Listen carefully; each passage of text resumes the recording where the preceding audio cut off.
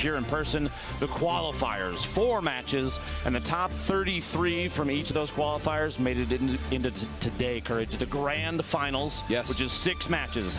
Now, how are they going to win? It's based on eliminations and placement. 3 to 4 elims is 1 point, 5 to 6 elims is 2 points, and if you get 7 eliminations or more, and we've seen some players hit double digits, you get 3 points. Now, a top 10 placement is 1 point, second or third is 2 points, and 3 points for the Victory Royale. But there's some spice on top of that we'll get to here in a second. There is some spice. Now, as you guys know, there's the $1.5 million first place, $225,000 US. Everybody who's made it to this point today, everyone participating already won themselves $5 grand. But you mentioned something a little spicy. Well, I'm happy to announce each Victory Royale today will net the player $25,000. So those 1v1s at the end of the game, when it's down to the wire, the storm is closing, everyone's kind of just trying to get by with their HP. Those will be $25,000 1v1s, and then obviously it could be worth the points. It could be worth points too. The value of a single 1v1 today. Even imagine the last match comes down to literally 2 players that have performed like crazy. Each the Victory prior 5 Royale matches, today will net the player fight could be literally hundreds of thousands of dollars. Courage. So those 1v1s at the end of the game, it's crazy when to it's think about down how to much the is on the wire, line the today. storm And is remember, closing. this isn't Everyone's just kind of only just a big day for trying to prize get money. by This with is their HP. arguably one of the biggest days in Fortnite competitive history, if not the biggest. And then obviously the most stacked lobby we have ever seen. We will get into everyone that's participating, but yesterday there was a superstar, Tyler's, who had some interesting interview moments. We caught up with him once again leading into the final day.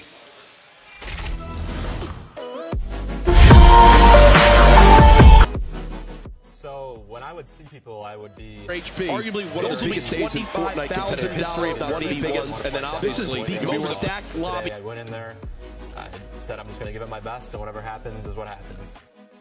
This is my first LAN tournament for any game ever. The environment is amazing. Epic Games does an amazing job with everything from the viewing area outside to down here. I never had a problem with it. I was genuinely and happily surprised. I did not think I would be standing here, to be honest. My expectation was to place today. I gave that my expectation was to get into the nightly qualifiers and to do my best. Whatever happens from there, I gave it my all. The weak spots that players are having right now is that they are playing much too passive. If you watch even Ghost 8 and when they see that you're confident, they get less and happily surprised. That's like the main thing that I exploited today. I did not think I would be doing tomorrow.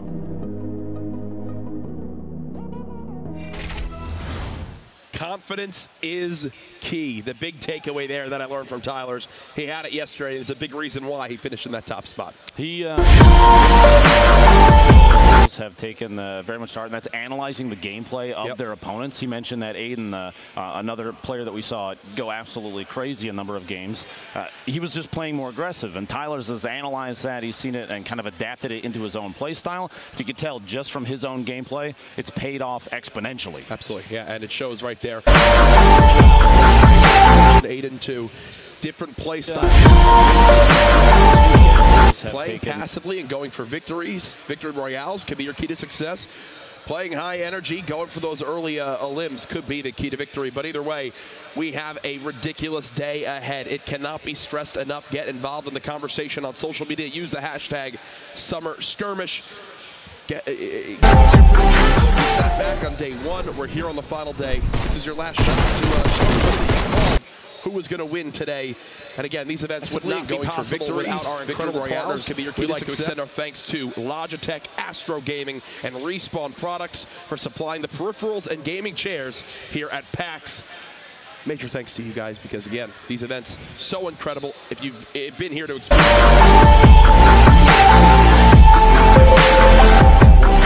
it's absolutely insane. And if you're here in Seattle, if you're at we're PAX here on the West, final day. do yourself a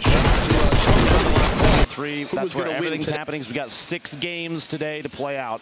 The story today is going to be incredible. And I thought, honestly, Courage, I thought after day 1, it was so exciting. I thought to myself, there's no way that can get better than this. And then day 2 happened, and we had even crazier plays. And then day 3 happened, and we saw Chap versus Tfue multiple times in a single game. We saw players come back from just barely missing out on points in a previous match to absolutely annihilating the follow-up, and people improving their gameplay even on the spot. I'd like to point out players like Tempo, Hysteria, they played in previous days, heats and qualifiers, and we've watched them kind of even evolve as players within just this weekend, realizing the mistakes that they're making. Those are signs of extremely competitive players, but it's not just the competitive side that's represented here.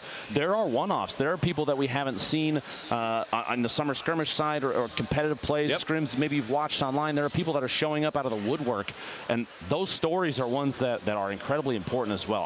I could not be happier if someone that was not tied to any team, anything like that, no disrespect intended to anybody, but imagine one of those guys came away with $100,000+ at the end of the day. It would be quite the life-changing experience. Either way, there's been so many announcements, so many things going on this weekend. If you've been watching, you know, each day we've been teasing a little bit of the upcoming high-stakes limited time mode, and obviously the getaway and everything coming along with that. Today we have more to show you guys as well. Again, Fortnite presents high stakes.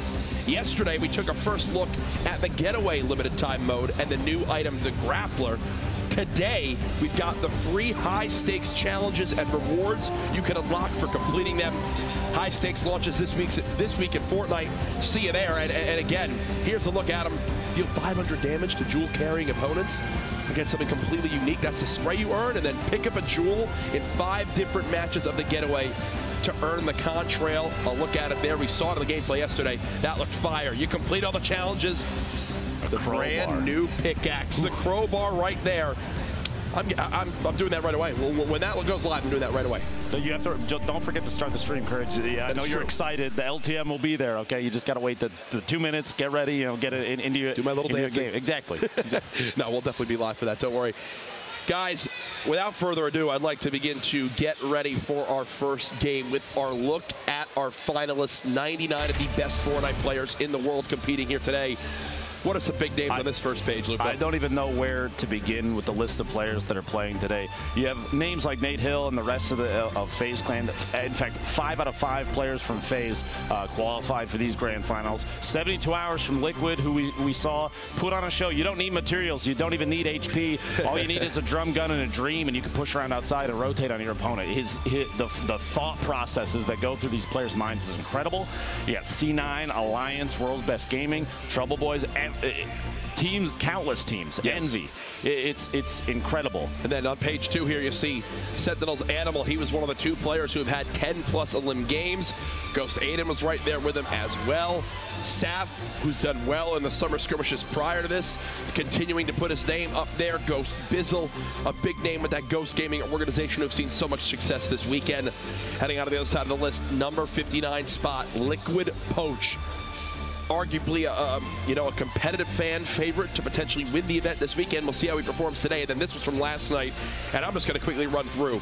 Faze Tempo, Tfue, Hysteria, Chap, J-Omok.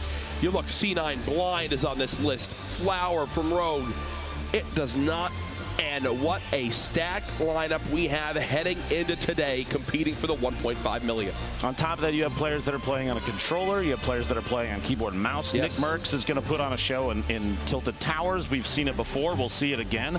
And the best part is he's not alone. Aiden was consistently dropping Tilted in his games, which means these two might end up having a little face-off at the beginning of almost every single game if they both trend to where they're used to, where they're comfortable going. And I know a lot of people were talking to Nick about Aiden, being like, hey, look, a fellow controller player showing up big time, putting up some big numbers. Nick was hearing it, and he wants to go ahead and provide his own stuff. Speaking with Nick actually last night, he mentioned we didn't kind of see the one game he had 6 elims. He was trailing someone in the storm. Hits him 3 times to drop him to 1 HP, and the storm eliminated them for his 7th elim. So that's how he missed out on that free final 3rd point. Either way, Nick did well yesterday. So much competition. Let us know who you think's going to take it home. I got to ask you, now that we know our 99 players, Who's the favorite? I mean, I'm part of Rogue. I got to pull for Double Flower, but at the same time, I mean, you have the list of players is incredible. I'd love to see a number of these guys run into each other. Chap, Tfue, 72 Hours. Imagine all of them in a ball together, stuck in the same 1-by-1. I wouldn't even know where to begin, to be honest with you. That's the incredible thing about this live crowd. Yesterday, when Chap and Tfue began to kind of battle it out, we would just set the tone. We would swap the perspective, and everyone would take those couple seconds to realize who's about to actually fight, and you'd hear everyone here begin to cheer like, oh my gosh, here we go. Two Titans in competitive Fortnite about to go at it. Again, if you have never watched Fortnite in this style gameplay before, it is very different from your normal, let's play some solos or duos at home.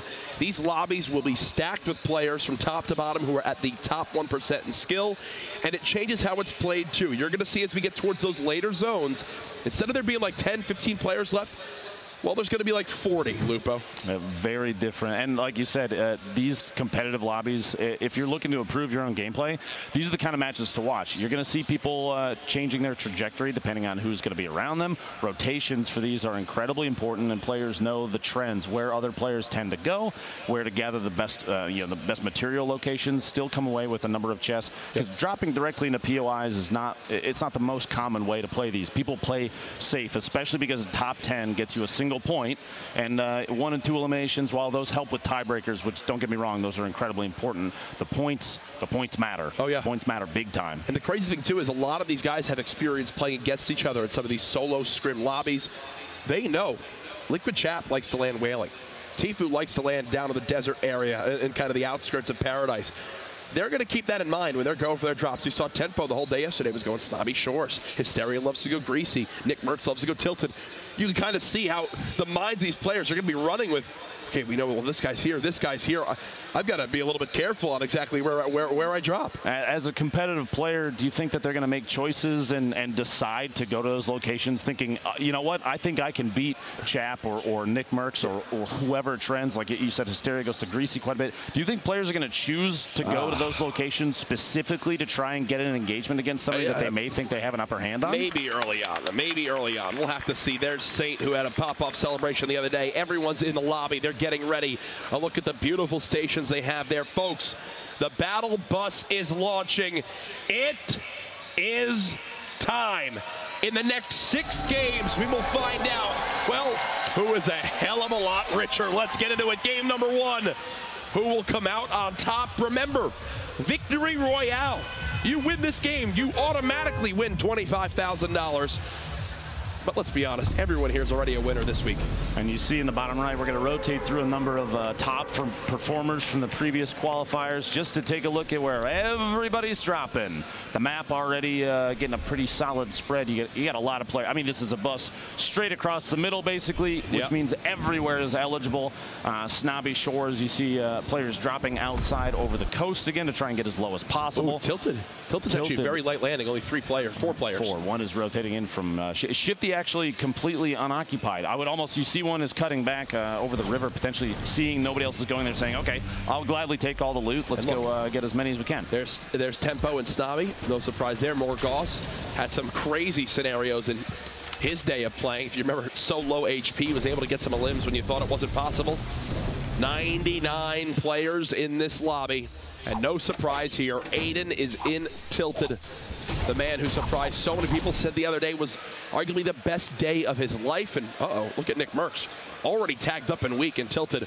We'll keep an eye on him later on, but this is in Viking Village. Saf going up against Cryo. Cryo, if you remember last night, won a coin flip to make it on in today. We'll have to see here up against Ghost. Saf is an excellent player, very, very good at quick reactions and quick edits, and Cryo hopefully can take advantage of his coin flip. Does not make it out the first game here. Viking Village pretty ruthless when it comes to loot at times. The building's there's a lot of tight quarters.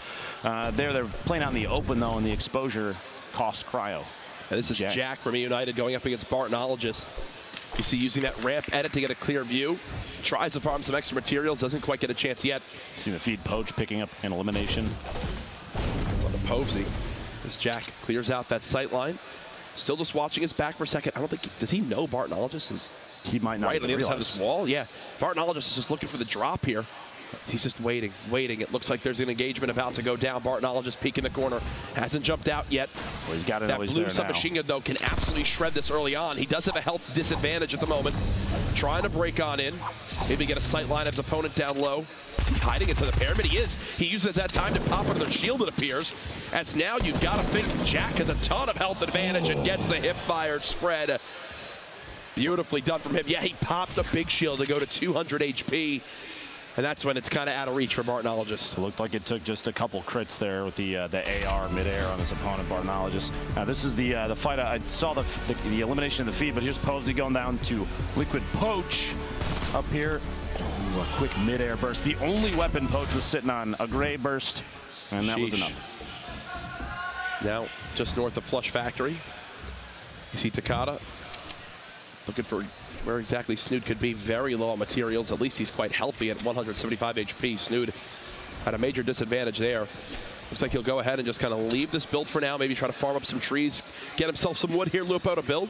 Didn't want to get caught in a 1v1 in a tight quarter situation against Snood. Not enough materials early game to engage inside a building. Players typically use like a wall or a ramp mid-fight to stop even just a single shotgun blast if the timing is perfect. You saw there quickly the circle, Courage almost perfectly centered, maybe a little south side, which means pretty much everybody, unless you're maybe in Junction or the very top right, the northeast corner is going to have to, they have plenty of time to farm up materials, which means I would expect late game fights to be very competitive. Typically if the circle is shifted hard the one side or the other, you know, top, bottom, east, west, wherever and it's go. If it's very far away from players, those players are almost easy pickings just because they don't have the materials. And in competitive games, Courage materials you almost choose over anything else. Turkey Lips, who led day one with eliminations in the qualifiers, looks like he hasn't skipped a beat.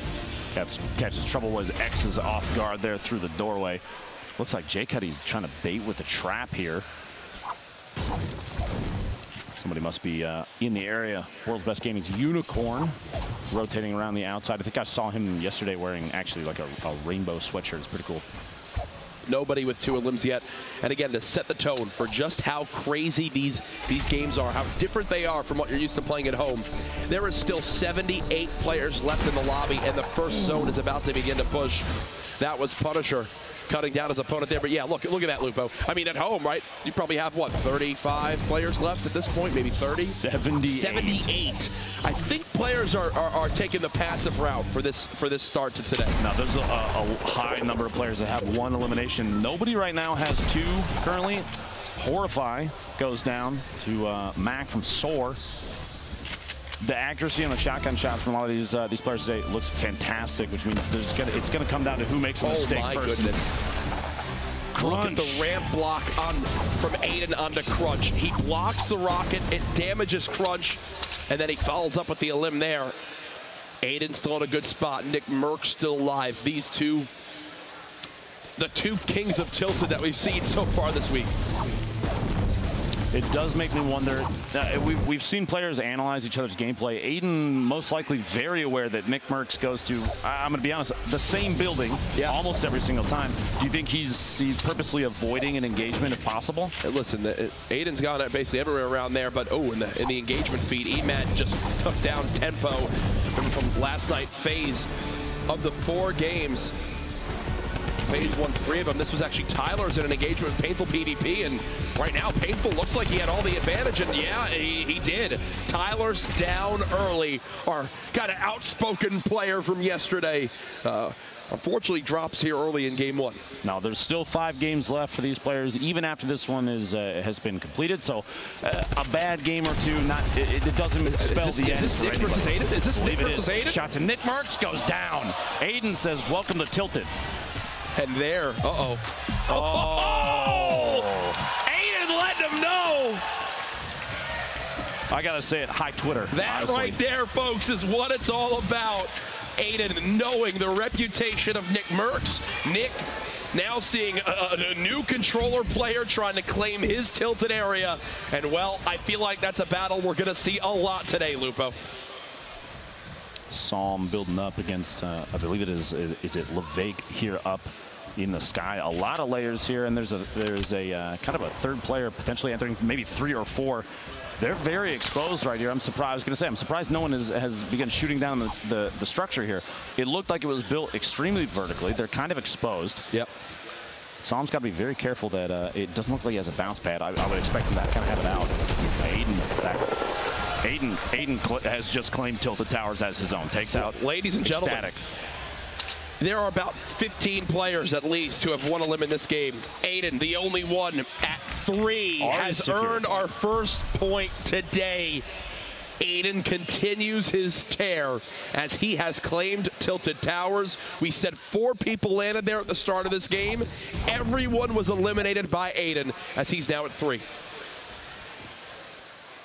The zone is starting to, it's going to have to start pushing players in. You're going to see people that are, this is kind of the beginning of the mix-up. You know, chaos typically happens. The storm closing now. We're going to see where the next circle is. It's centered over Tilted Towers, which means Aiden doesn't even have to move. He's big chilling right now. There's a drop coming on in as well. Aiden's thought process, it looked like he basically said, you know what? I know Nick Merckx is going to go big gray.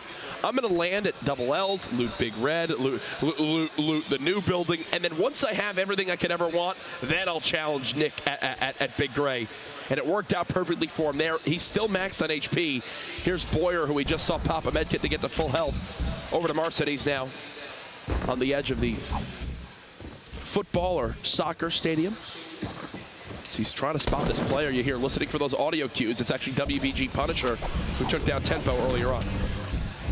In the feed, Tfue takes an elimination there on Powder from Alliance. That is his first elim. Poach still has one. The list of players that are sitting on 1 elimination now is monstrous. Jay Cuddy actually has 2, but still Aiden, the only one, you see the board there, only one with 3. The only player with a single. Aiden actually just picked up his 4th elimination, which puts him 1 away from a second point. I mean, can this man be stopped? Engagement down here, though. He's trying to drop the structure down. Looking, you see that you could even hear the fall damage right there. That should be a Q. He caught on the 1 layer of a ramp, though, which kept the high ground for his opponent. And now Marcides knows just how tough of a situation he's in. Trying to get the quick edit to peek on out. Oh, can't get the structure shut down in time. He's wearing a great shirt, though, so I'll give him that either way. Punisher with the elim. Style matters, but the points are everything, Courage. Unicorn, Sakairos, very small. They're 2 floors away from each other. This is Aiden's 4th elimination earlier. A rotation in and lasers. Absolutely lasers. That gold AR is incredibly powerful. A Chap building up here. It did look like Aiden picked up a Chug Jug right as he cut away, which means he's full health, full shield, ready for the next engagement. He's still safe inside the zone, but Chap here just on the west side of Dusty Divot, stuck in a 1v1, but we've seen Chap build. We've seen Chap take advantage of height and all of the structure here that he has ownership of, and we're going to watch players still continue to do that. They're going to break out anything they can. Take ownership of it. He puts the pyramid up to block any push. The player underneath, just trying to keep Chap away.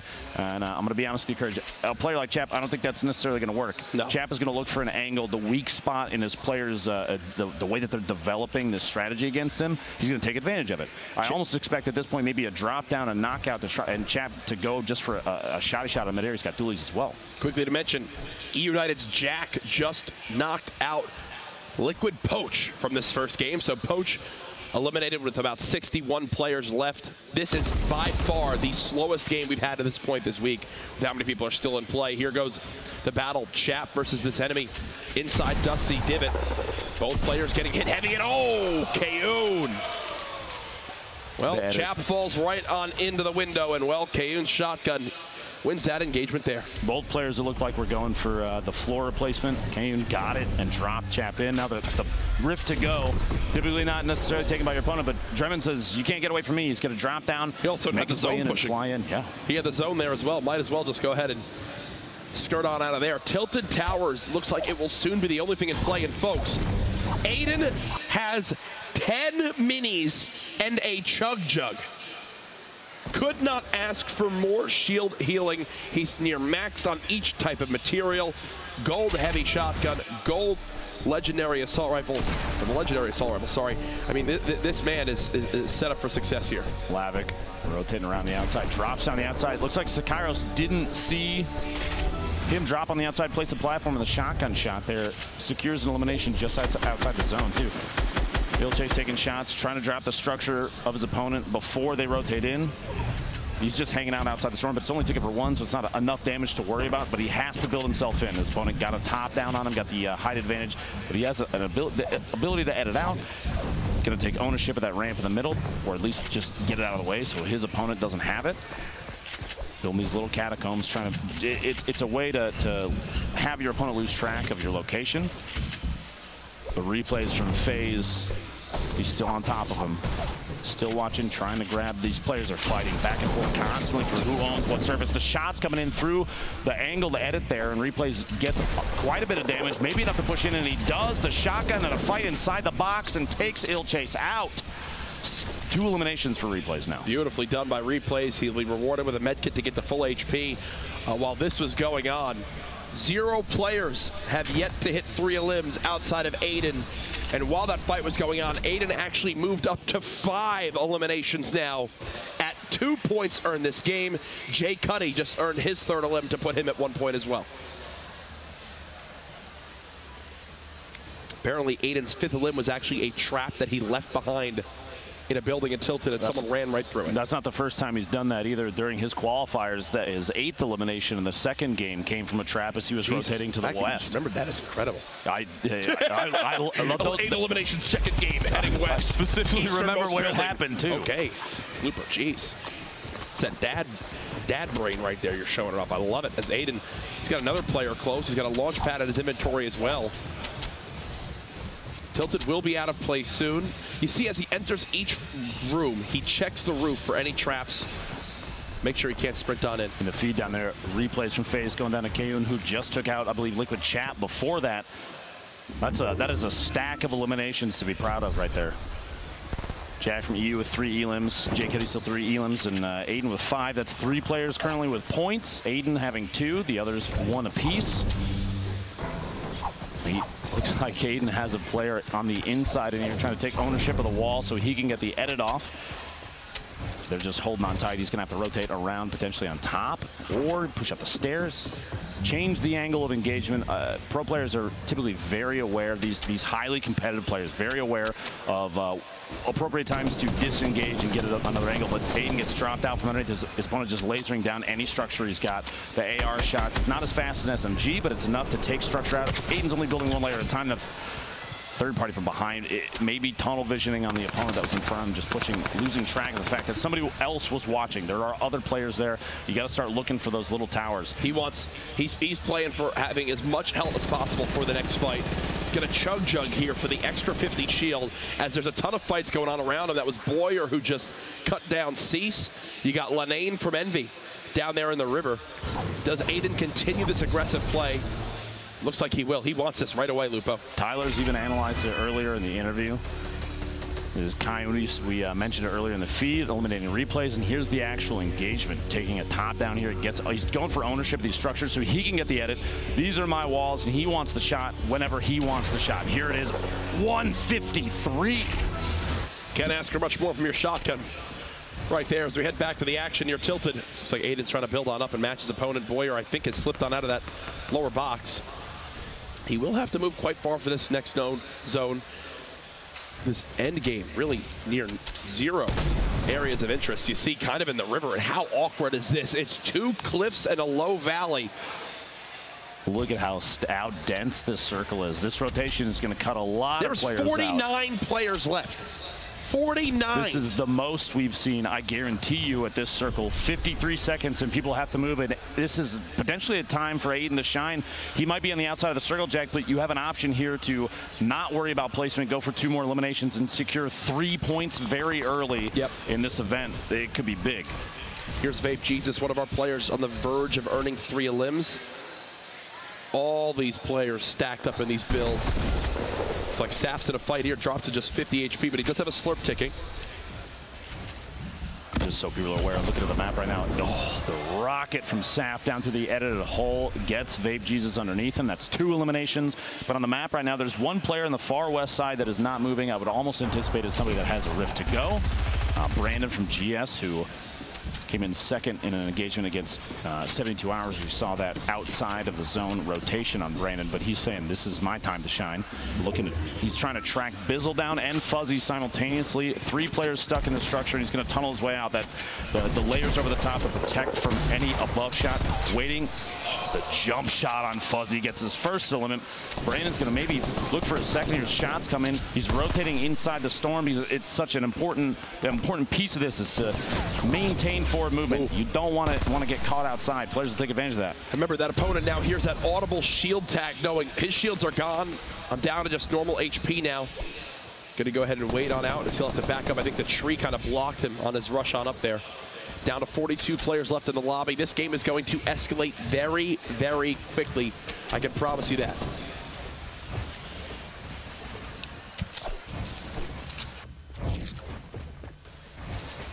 Brandon just sitting inside this box. Used all his materials though, Lupo. Down to just 32. He's got no shields left. This is one of those awkward scenarios where he's just hoping people forget about him. Jack, there's 42 players left in the circle, and it's time to move. North side is where everybody's got to go, which means if you're in the south, like Sinfully here, you're going to have to fight your way out and see what you can do. Rockets coming in. There's going to be a lot of this happening. People going for splash damage eliminations. Take out any structure they can, and Hysteria trying to get an elimination at the zone there, but Saf secures it on Sinful. 0 elims thus far for Hysteria. And look at these players. They're all poised to strike on each other, waiting for literally anybody to move, anybody to make a mistake. And we've got 60 seconds left and 40 players still alive. Hysteria played in each day of the qualifiers to get to this point. Wind up getting in late last night and basically the final game. Here with a ton of materials left, he's just trying to peek on out and find this basically free elim as he's looking to maybe third party a fight. Does get heavily tagged twice. Not happy to be in this scenario now, I can promise you that. He's got enough materials maybe to push against this here for a little while. 38 remaining, 30 seconds left until the zone moves, and then I'm telling you, when this thing starts, this is when chaos ensues. The zone move is one of the deadliest moments in games like this. And it's down this mountain too for all these players up top. Everybody's got to slide. Yeah. Jumpman does have 2 launch pads, which I'm expecting him to use here. He's going to fly right on into that next zone. He's already got the natural height over it. Here, continuous tags. I think that is Hysteria being sprayed by like 3 or 4 people right now. United's Jack just got his 4th elim of the game as he's looking to catch up to Aiden. Aiden was eliminated earlier on. We've now got 5 players with a point on the board. Looks like these were 2 players fighting earlier on, Lupo and Shifty. This kind of shows just how they both fell. Don't stick the landing on the way in. This kind of shows how players are. Oh no! Oh no! You see in the feed, Jumpman eliminating Aiden. We at least know he hit his head went down to on a tree and was knocked down. Here's that move we mentioned, down into the river. What an ending to this first zone. Hysteria there. You see the shotgun elimination on the knees. 32 players still remaining. Typically at this point we're at like 13, 14 players, and we're at 31. This is a good example of how high the nerves are here. He just got a drop. We have cheers from the crowd here for that one. He's got remote explosives and a rocket. That's huge. Against all the players that are playing incredibly slow, they're all built up in structures. Explosives are going to be, I mean, that could be game-changing. He could come away with a bunch of eliminations, even just to knocking structures down with that. And he's going to start pushing up. He's going to get up top of the zone. He owns all of this, too. You see he's making quick edits on pretty much every piece he's moving through. And this is Hysteria's first elimination thus far today in game 1. An opponent, surprise, falls inside and catches Nice off guard. You know, that's when the double barrel is quite good, just as a pro tip, when they're inches in front of your face. Literally right there. Yes. Here we go, folks. Our move to our next zone about to begin. 27 Tfue players. has been inching across all of this build. I was wondering how he was going to do this with little materials. Somehow he's claimed this entire top area, it seems. Nate Hill still in it. J-Omoc still in it. Here we go. This game is about to escalate very quickly. The moves coming from everybody now. Chris 2 elims. Can he earn his 3rd to put a point on the board? Gorilla just cut down J-Omoc. You see Nate Hill using the bounce pad. Everyone surging forward. The common enemy of everyone is this storm. And you can see they're all afraid with how much damage it does. Somehow Tfue not being shot. He's made it on in and secured a nice little full structure to heal on up. Literally no one wants to engage anybody else right there. You saw Tfue drop the C4. I think the idea is if somebody's pushing up underneath him, he can edit it out and drop the C4 down. Brandon gets caught off guard, and Jack secures his 6th elimination and a med kit. He's got a med kit now. He's got to use this right away. The zone is 25 seconds. Pop that med kit, get above 6 HP. Tfue one elim away from earning himself a point. Remember, top 10 in the game earn themselves a point as well. No fall damage. Honestly, kind of surprisingly, so many explosives. He's out of materials. I think he's just got to kind of go for this. That's all of his mats left. One more elim is a point for Tfue, and he's going to look for one. There's still 10 players that are that have to go down before rank. Matters for points, which means now's the time, and he gets it. Catches Shrugs off guard through a little tiny window. That green drum gun coming in big, and another one. Tfue going for his 4th elimination. He's got to move. The zone is there. He's got to move. He's trapped on in. Tfue choking on out. The storm ticking for so much, and there he goes. Tfue out from game 1 as the storm claims another victim. You got Nate Hill basically sitting on nothing, no HP, no shield in the bottom, and he had some minis. He's going to patch himself up. When Nane's stuck inside, basically in the middle of the, there's a player sandwich here. 11 left, one more goes down, and everybody that's left alive gets 1 point minimum. Whoever is a limb next, heartbreaking stuff, as they will be just on the verge of a free point. I know one thing, Nate Hill has no plans of peeking on out with that little HP left. 3 medkits for Morgoth. You've got to think he's in a good spot if this goes to a heal-off. Uh-oh. Fight about to go down. Morgoth with a shot. There it is. We're now into our top 10. A quick trade. Trades happening back and forth. The hype there, that was 3 limbs, and he made it to the top 10. That's 2 points there. Landjock, we mentioned, you can have all sorts of play styles. This one, not go for any fights. He's in 6th place with 0 limbs, but he's out of mats. He's full of the bottom. It's time to rip back up. He pulled 2 other players with him. 3 are on their way down from the top. Pulling right away. He's gonna. I think the goal is to try and land as fast as possible. No, he's gonna rip again. Oh my God! No! Oh. That was almost 200 IQ. It could come back to bite him. Gets the shot on Gorilla. Top 5. Top 5. Trades going down. Nate Hill with an elim. Prodigy Aces. Looks like he's got the high ground right now. Only 1 elim to his name. Remember, top 3 earned 2 points. He's made it. 2 points now earned. So many medkits. The storm is pushing on in. This is it. I believe it's going to come down to a heal off right now. Player shooting from above. He doesn't have time to heal. It's Nate Hill, and I don't think Nate has any health left. He's got 1 HP. He's trying to break down. He doesn't have the time. This should be it. He's got 1 extra tick of HP. And there's the victory for lGRAND. As he can't believe it, it was 18 health to 1 health. Literally 1 tick of the zone made the difference, and the sigh of relief there. Congratulations. That's a 3-point game. Absolutely ridiculous. Nate, at this point, his only option was to try and shoot or pickaxe his way down, get a shot in the fall, and it didn't matter. lGRAND had a layer ahead above him. There was no option there. He was done for anyway. You saw trying to pickaxe down. He was getting that thing where it just wasn't letting him actually hit the structure, which made him have to panic shoot. He didn't have a shot there anyway. 1 HP. Didn't. If he gets that elim and drops those medkits down a little bit earlier on, as the zone's closing, he might have time to pop the full 10-second medkit, but there was only like 9 seconds left on the clock. So 1 tick would have dropped him, and he knew that. He had to go for it. Unfortunately, it doesn't work out for him there. Jack, if the rest of the games today go like this, I don't know if I can handle it. This has been, we saw more players alive per circle than we've ever seen in any of the previous games, and players are trying to play so securely. They're holding hands during rotations. You saw Tfue got walled out from an opponent that he was chasing up because they were putting layers and layers down behind them just as an effort to stop anybody from getting in. It wasn't an aggressive engagement. It was defensive play to see if the Storm could take any more eliminations, with them closer to a top 10, even for just 1 point. Well, back in game 1, it all began with Aiden raining terror on the tilted towers. We've got to look back at that to begin. Look at this ramp to block the rocket, the quick follow-up, and there it is. The player, I think, tried to porta-fort, but unfortunately landed above him. And then Aiden, once he got to full HP, said, you know what, I know exactly where Nick Merckx will be, and I'm going to go for it right off the bat. Nick only able to tag him for 7. The crowd definitely made some noise there. as he didn't stop at all. He continues to hold forward. He wants to bring the fights to his opponents and get right in their face. That's multiple window peak engagements from Aiden, taking advantage of every little bit of cover he could. Catches another player off guard as they rotate in through a building. You saw they went for the defensive build too to block him out, but it wasn't enough. The 72 damage crit,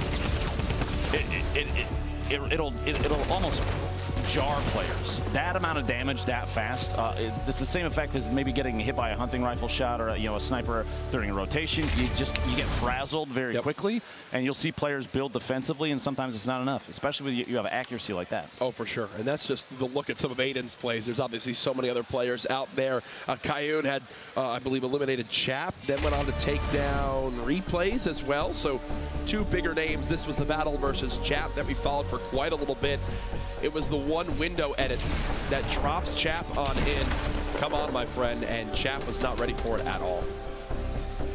See versus Replays the box inside, and Kane's trying to take advantage. He'd take ownership of the structures above. He goes for it and forces kind of a rotation out. Players will see ownership change in the structures, and they'll make moves to get away to say, okay, you think I'm inside there and I'm not anymore. And Replays caught off guard. Almost Kane saw ahead. He predicting other players' movements is huge for these guys, and couldn't pull it off that time, but a valiant effort. He earned 3 eliminations. That's a single point, and he should feel fantastic about that. That's more than we've seen in the previous qualifiers, people that have advanced to today. So every point counts. Every point counts. Yeah, well, we actually, at the end of the game, had a crazy, crazy little rift to go play. And remember, when you pop that rift, it's like a little verticality element to it. Well, pull people in with you. So he drops on down. lGRAND uses it, sucks 2 people up with him. Then you see here, it was Nate, lGRAND, and Prodigy Aces. lGRAND decides, I'm going to drop on down to try to take the rift again to resecure the high ground. And literally the second he goes to sprint into it, it goes away. Shortly after, he does get that elim, but then is traded it's what keeps him alive then to stay alive and then go on to win that game. That was the one elim he needed. The awareness from Gorilla right there, even though he didn't get the elimination, just as the second he heard the mini get popped, the sound of the shield, he opted to edit the stairs, push in through, and try and go for the elimination, and lGRAND, the accuracy and that double barrel, it just hits like a bus. It most certainly does. I actually do believe we have lGRAND, our Victory Royale winner from Game 1. We forgot to mention, he just won $25,000. I don't even know if he knows. We'll go ahead and throw it on over to Zeke in the players area. What's up, guys? Awesome cast. I am here with lGRAND, who as you witnessed, he riffed on the goat 3 players, and he gets the victory out. You just won $25,000. How are you feeling, man? Man, that was amazing. I didn't think I was going to win, but the guy ended up dying to fall damage, and I got it. So, oh, bro. I don't know. I mean, are you ready? Are you ready for the next few games? Yeah, I'm going to try my best. I'm going to try to win another one, but I'm glad with what I already did today, so. Now, did you know that you were going to rift those 3 players? Because everyone at PAX is watching this, right? And so the moment you jump down, you activate the rift on the go, literally PAX erupts because they're like, you just pulled 2 other people, you dive down, and you take someone else out who's like, oh, there's a rift here, and then you just blast them. How did you know they were there? No, I just knew I didn't want to die, so I did it. And I saw 2 people with me, so I'm like, well, I'm going to try to go down. And it worked, so. That's awesome, dude. Any strategies you've got going into the next few games? I'm just trying not to die. I'm playing for placement, so just going to try to survive as long as I can. Dude, best of luck. Congrats on the victory out for the first and the $25,000, dude. Good luck in the rest of the games. Courage. Boys, brilliant, brilliant stuff. You mentioned $25,000 richer, but lGRAND sticking to his kind of game plan. I want to survive. I'm playing my life, and it worked out perfectly there. Literally the only elim he had to get, he was forced. Like, he had no option but to fight him there. Yeah, and it's funny, the playing to stay alive, it seems like he's not the only one. We've seen circles with 40, 50-plus players remaining, and the number of builds that happen during a storm rotation, when the circle starts to move, that's one of the deadliest moments in the game. You literally see the field get cut in half. 100%. Because people we saw multiple players eliminated by fall damage at the same time, rotating over Shifty. We saw people landing inside boxes next to each other, not realizing that there's 1, 2, 3 players above them, and they're forced into engagements. And right now I feel like people don't want that. People are trying to avoid fights because there's a chance if they miss a shot, if they don't build at just the right time, any little mistake is gonna cost them. So something tells me this isn't the last time we're going to see these last zones go down to the Storm claiming the final elim, right? I feel like this is going to be the theme of today. Strap in. It's going to happen more than once. And honestly, it's so exciting and so hectic. There's so much happening.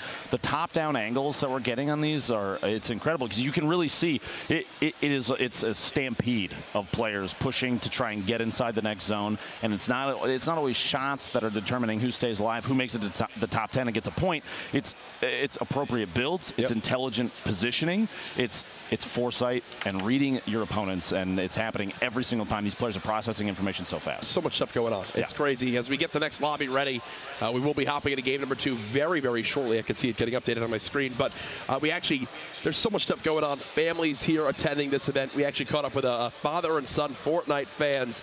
Let's hear what they had to say. My name's Sean Shevlin, and my gamer tag is YoungPrism98912. We're from the Portland, Oregon area, and this is my son, Rylan, and he plays under the same gamer tag, but he earns all the points. So you had heard about it at school? Yeah. Yeah. And he kept begging me and begging me and begging me to play. So finally I told him if he did his homework for 2 weeks straight and didn't whine about it, we would download it and he could play. And so we did that, and he started playing, and now I play a pretty good amount with him. And I teach high school math also, and so I brought it into my classroom actually a lot, and the kids love it. So like this week we did a lesson on graphing, and I took the Fortnite map and we did quadrants and we graphed on there. So that was another reason I came up, was I was like, I'm going to tell all my students that I competed in Summer Skirmish. My go-to strategy is camping. Where do you like to land? Tilted Towers. Oh, my favorite gun, the one-bolt action sniper, because I am a terrible shooter. So if I can't get you in one shot, I'm probably dead. I like the clingers because you can just like throw it at someone and it just like sticks them, and then they just blow up. Really want to win $5,000. I feel like I might have a chance of making it through some qualifiers, and maybe I can get there. So you're gonna get wrecked.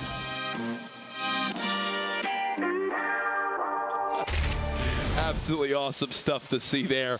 I wish I was able to use Fortnite in my high school math, but instead it didn't go well. It's okay. It's okay. That's why you're casting. No shame in hiding behind the desk. Courage. That's fine. There we go. Awesome father-son duo there. Hope to be able to meet them here as PAX West continues. As we get ready for game number 2, I see everyone in the lobby. We have to update you guys on the standings. Remember, $1.5 million on the line today. And here's where we stack up after game 1.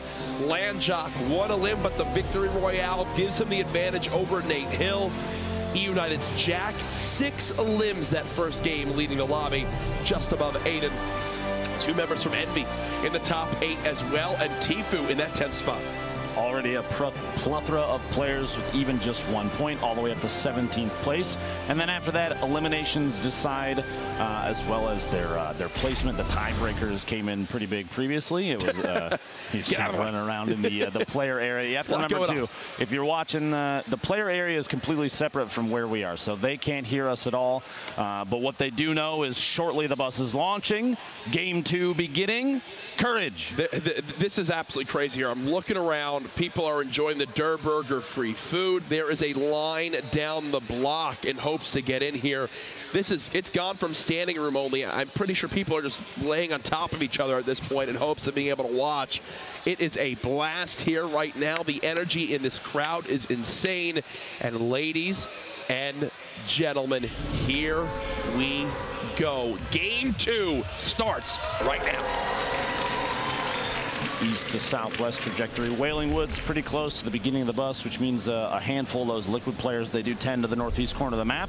They're going to get down pretty quick, which means I expect to see them in the feed earlier than other players if they do land in a kind of a hotter drop. Retail, and you have people floating down to Paradise already. Fatal is going to get occupied. I'm curious if the Cube is going to come into play again at some point over the course of the day. We're just getting started. I'm sure it will. I'm sure it will. So you see a beautiful look at that free camera, just watching around where people are going. Landjock says, I just want to stay alive. And apparently, staying alive means landing near Tomato Temple. Flower, I think, picking up potentially the first elimination of the game gets Prodigy Aces, Topboy and Fade both picking up an early elim as well. In landing zones. And right there, instantly picking up the ammo box. That's something that's actually so key in these games because we reference ammo so often. And what, already a three-person rift use? In a panic situation, it looks like, if I had to guess, Cryo started engaging people with this TAC shotgun. And then they popped a rift to try to get out. One of the enemies popped a rift to get out, and it looks like it was a good way to disengage the fight. They'll live to see another day. Cryo, you have to remember, was the player that won the coin toss from day 3 qualifiers. Hoping to put on a good show. That coin flip determined whether or not he was making it here. Gave a coin flip for $5,000 as well, no matter what place he lands. GS Brandon here, a number of players landing here at retail, and they kind of all chose their own home and said, okay, I'm going to loot everything here before I push out. Everybody else, please stay inside your homes as well. It's like a gentleman's agreement almost sometimes. You very rarely see someone drop in at a house in retail and competitive games, get even just a single chest, and then immediately push to engage, because you might be missing out on other loot in the house. They're going to take their time, you know, smack all the furniture inside the house. Hysteria here. We talked about Hysteria lanes greasy very consistently. It's our spot. We're the greasy boys. Northwest corner, and actually the first circle, kind of a northwest focus. I'd probably fire. But no, either way, over towards the racetrack. Multiple clingers coming on out. Remember, clingers recently updated. Now act a little bit differently when you stick 2 on a wall. As instead of them both instantly exploding, once the first explodes and destroys the structure, the second will fall down from there and then cling on to the next thing that's there. So instant explodes are a little bit tougher to have happen now. That's Tyler's from yesterday, just backing on up. Didn't have the best game 1, looking to rebound here. Punisher in Pleasant Park. We had a look earlier. It looked like roughly 4 players were out here. You see there, wow, what a quick swap from the player inside the box. Punisher takes control of the wall, but his opponent re-angles the ramp inside to act as like a second layer to protect him just from that window peek that Punisher was going for. An excellent play there from Rio, but he's going to rotate around underneath, and Punisher is tracking him, following, trying to get another wall replacement. Rio staying on top of ownership of those surfaces, and Punisher's going to have to find a second angle, and he almost does the window there, but Rio's edit there. He swaps and changes the angle of the ramp to act as protection from Punisher's push. Yep. Punisher's going to have to find a good angle here. Rio's clearly on top right here. of his edits. The top down. They actually bounce off each other. Punisher swapping back to the shotgun. Another tag. They're both so low. How many HP? 38. Rio with the elim. He'll go ahead and bandage on up. This is Wheats. Wait, what? The Kobe nade kill shuts it down. A single one gets the Chris. Grenade kill from 81 meters. Goes for a second. If he gets this, are you kidding me? No, there's no way. Close, okay, close. Aiden, tilted towers. Not surprising, which means Nick Merckx. Oh my goodness. 1v1 round again. 2. This is going to happen all day. Aiden, each time he's fought Nick so far, has been at max HP. He continues to put himself in great positions to have the advantage. Nick now waiting, listening, knowing it's got to be Aiden nearby. These guys know what skins they wear. They know the routes they like to take. You'd think whoever wins this fight will claim Tilted Towers for this game. When Nick hears that chest open, he knows exactly where Aiden is. Here comes the engagement again. So far, Aiden eliminated Nick back in game 1, and Nick looking for vengeance right now. Trying to spray on down with the LMG. Aiden building walls. Nick in the engagement. The tag. The shield's now gone for Aiden. Nick with the advantage up to this point. He's got to push the agenda here. The crowd getting behind Nick Merckx. You hear the chant going out of the background. Nick has matched the build. Aiden with the high ground. Nick 132 HP. I believe Aiden has just a little bit less. But as I say that, you see Nick with a little bit of a grimace there as he gets tagged for 60. The 1v1, the quick block there. The battle of the century. 2 of the best controller players in the world going at it. Aiden down to 2 health. He's going to have to big shield here. Nick wants this fight. I can tell you, he wants to tie this 1v1 battle up at 1-1. Aiden now on the high ground of the building. Nick, I believe, is disengaging for the moment. I'm sure he heard that big shield, Lupo, and that might have been enough to scare him off. What comes to the chest to slurp? as the crowd knows just how good that'll be. That'll put them up to 77 HP as they've just disengaged. They'll both live to see another day. Oh my goodness, Lupo. Players of this caliber, are you kidding me? Players of this caliber trading shots like this, disengaging. We're going to see these two, I guarantee you, before this circle closes, the next time. They will end up having to fight each other again. Round 3 almost, and Aiden's going to drop on the outside. These drop downs, placing the floor to stop himself from taking any fall damage. He's going to end up 176, 177 HP total here. I feel like this crowd is fine with just a $1.5 million Nick Mercs and Aiden only in Tilted tournament. 1v1 in Tilted I'm all for day. It. As they're both going to go ahead, reset. They're the only two here, I think. You have a couple There's a couple people now on entering. the outside. But that's why they're just like, there's so much loot still on the map that they know, oh, this hasn't been touched, this hasn't been touched. Will they come across each other again soon? Last we saw, Nick still didn't have shields. Here's 72 hours. Let's see how this went for him. He's got the Chug Jug ready to go. Oh, no. Oh, no. Oh, no. Well, that is... just a heads up, that's not good, actually.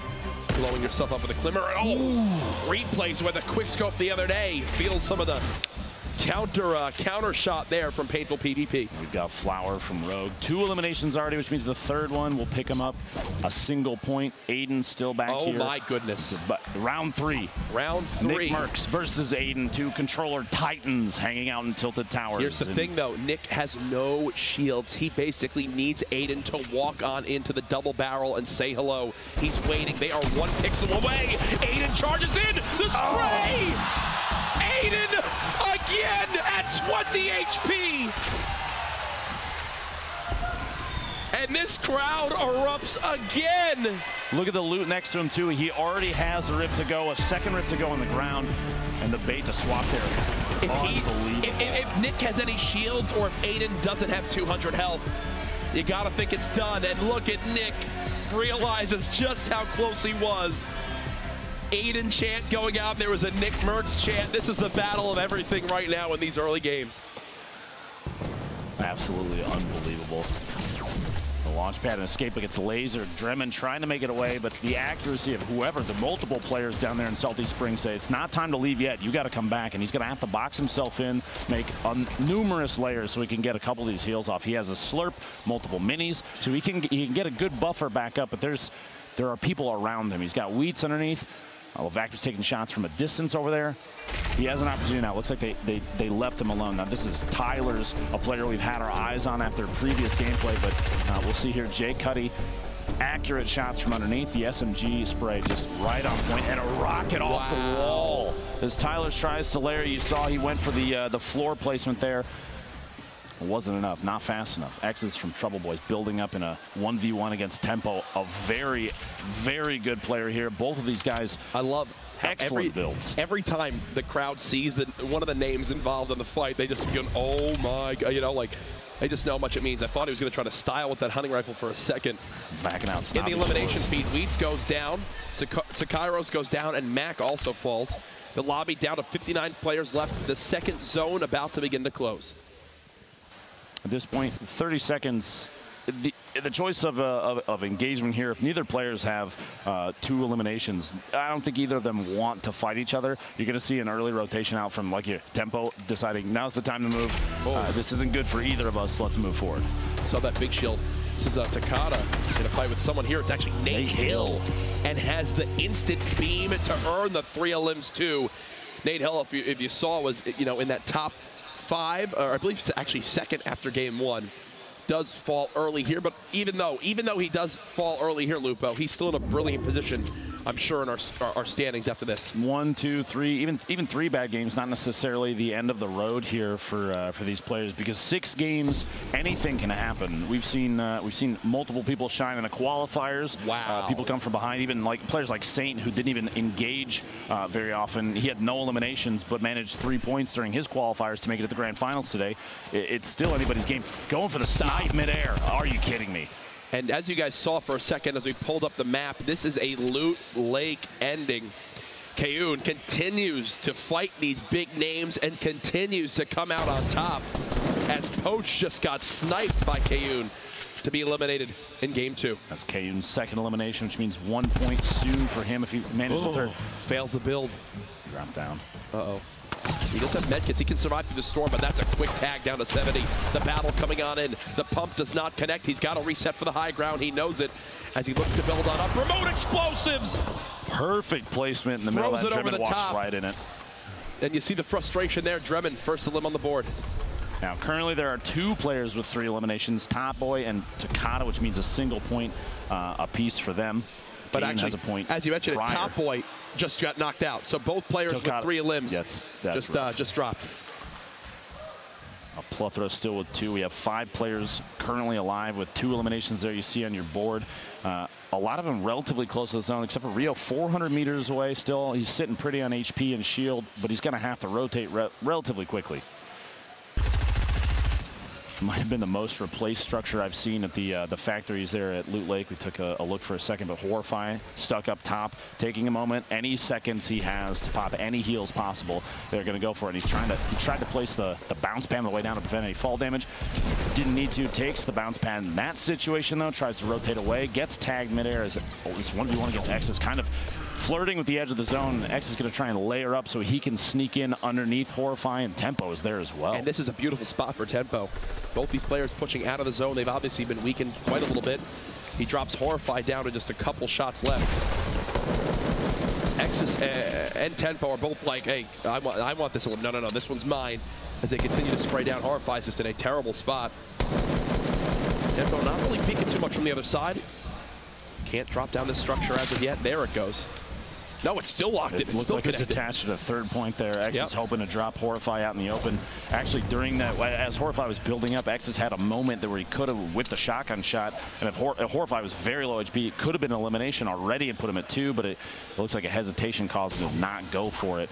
And he's going to have to back out of this, I think, 60 seconds. And looking at the potential zone movement here and the chance that there's a 3rd player, if he knew Tempo was there, saying that I need to move away now and secure the safe zone rather than go for this. And nobody that is currently alive is shining with 3 elims yet. There's a lot of players with opportunities. Faze is 51 players remaining and moving in past the lake. Very open play here, and he sees that the target in front of him is getting shot from within that brick structure. So kind of a sandwich situation here. He could be the 3rd player here and go for elimination on someone that may be caught off guard. Brandon is the player up top. He's got Unicorn in front of him.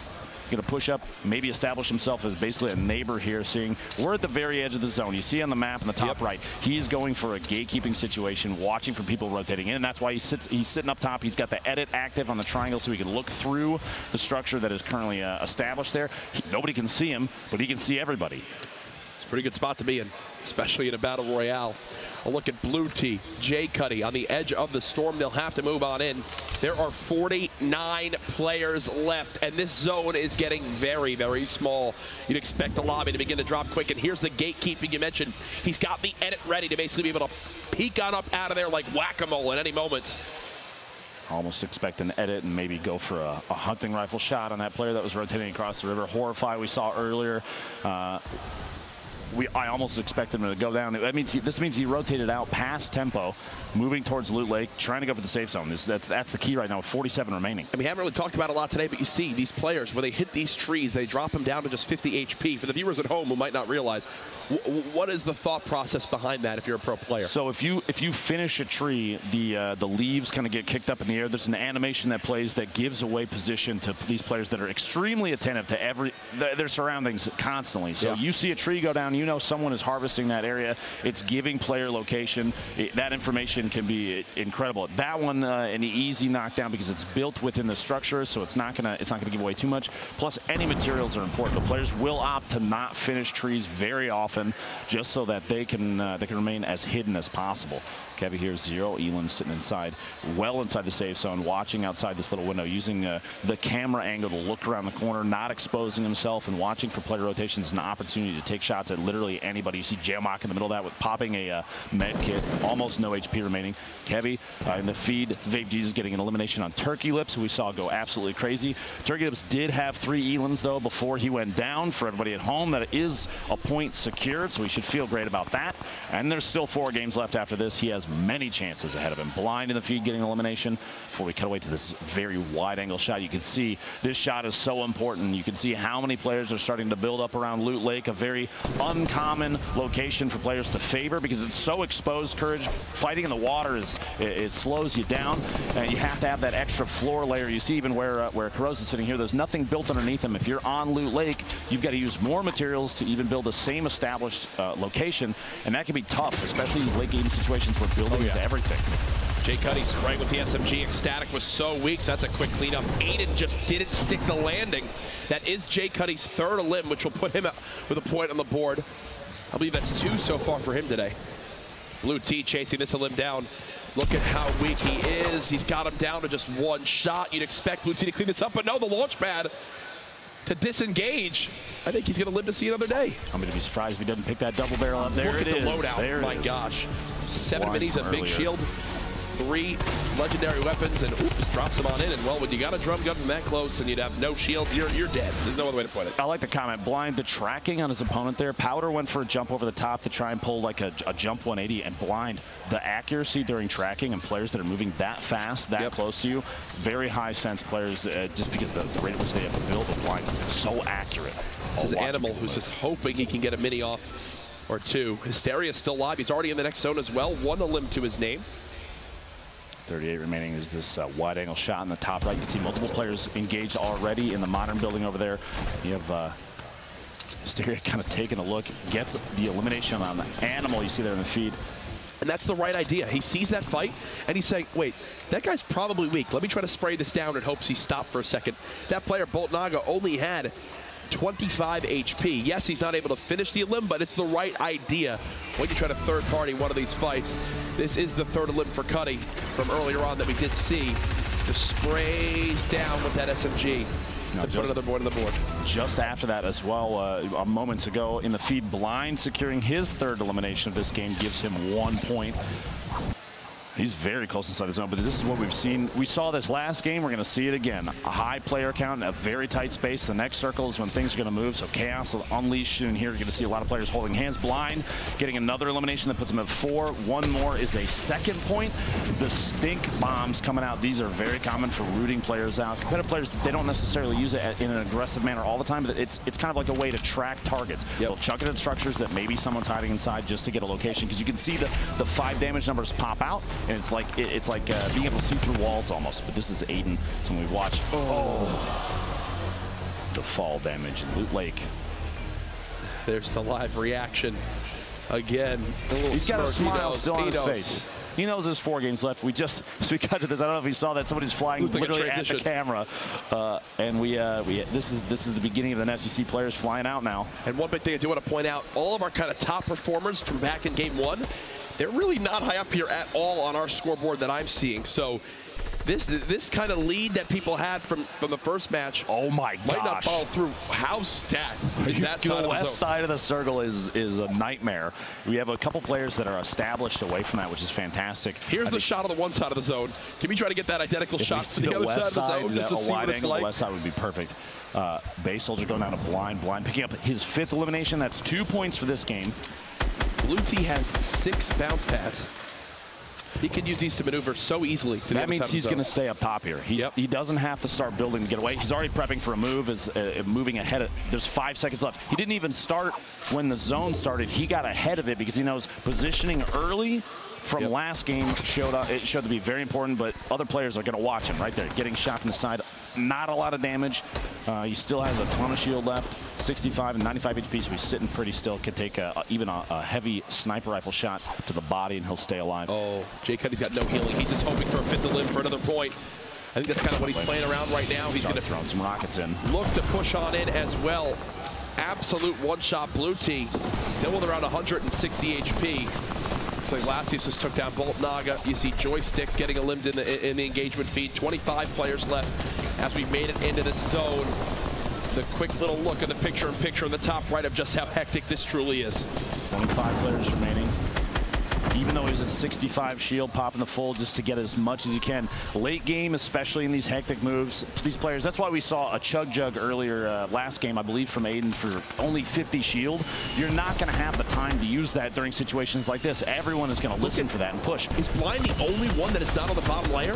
He's in a brilliant position to lay down damage. He's got bounce pad. He's got a bounce pad to fall. He's got rockets still in his inventory. A legendary assault rifle. Hysteria picking up his second Elim. One more gets him a point. And takes it. Tempo as Vape Jesus out. Oh. Jay Cuddy, who was looking for his fifth Elim, gets rocketed.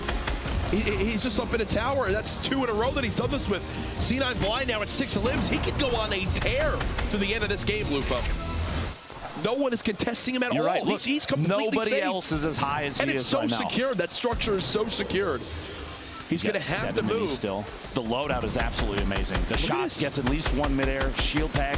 Sees another player rotating. This is an opportunity for Blind to just take taps at everybody that's moving because somebody might be 1 or 2 shots and he's accurate enough. He can secure the 7th Elim. That'd be 3 points this game alone. There's players right in front of him. I'm surprised he's not taking shots at Blue T during a rotation because he has layers.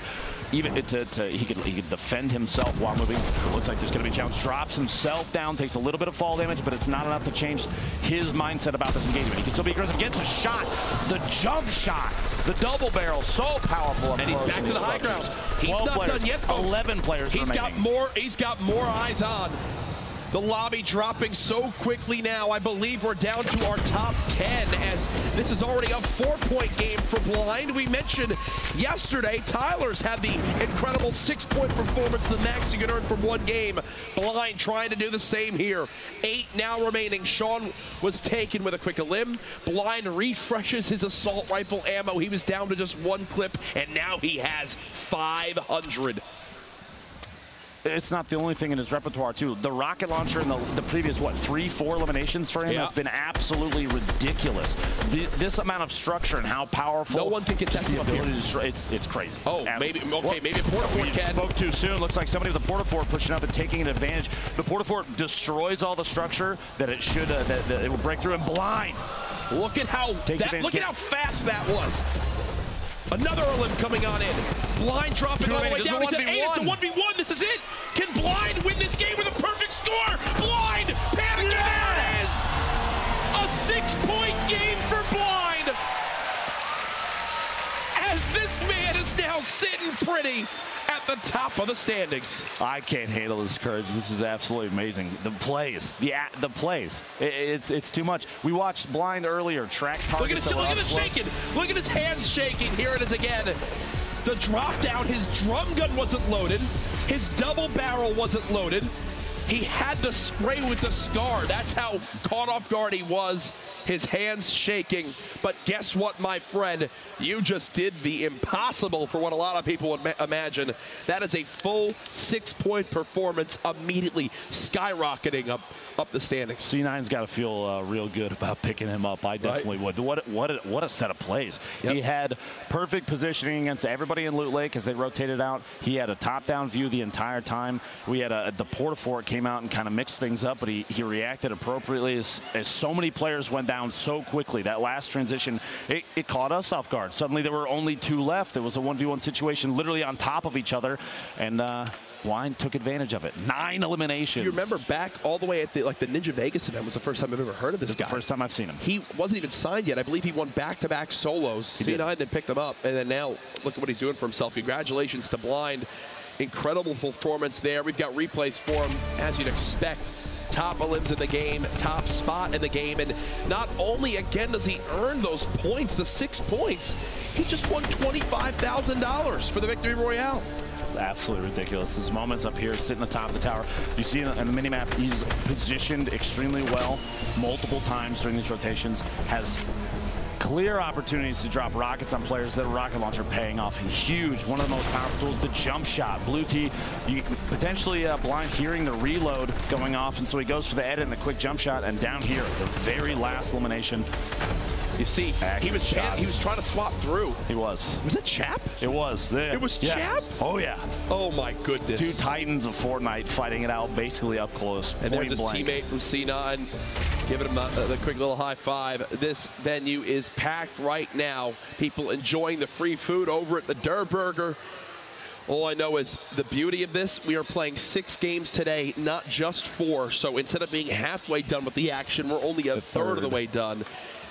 I think we have to go to this right now, though. An interview with C9 Blind, 6 total points, a monster performance, and he's now $25,000 richer. Guys, what an incredible game. I'm down here screaming my head off. I'm here with Blind.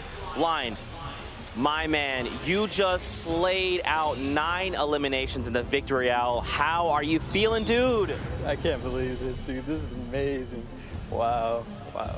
I mean, how does it feel? So not only did you get 9 eliminations, you get the 3 points from that, the Victory Royale, which is 3 points, and 25 grand. I mean, what's going through your mind right now, dude? Nothing. I can't even, I'm speechless, dude. I can't believe this at all. Like, at one point, like, I don't know, just my instincts just kicked in and I just did what I did. That's pretty much it.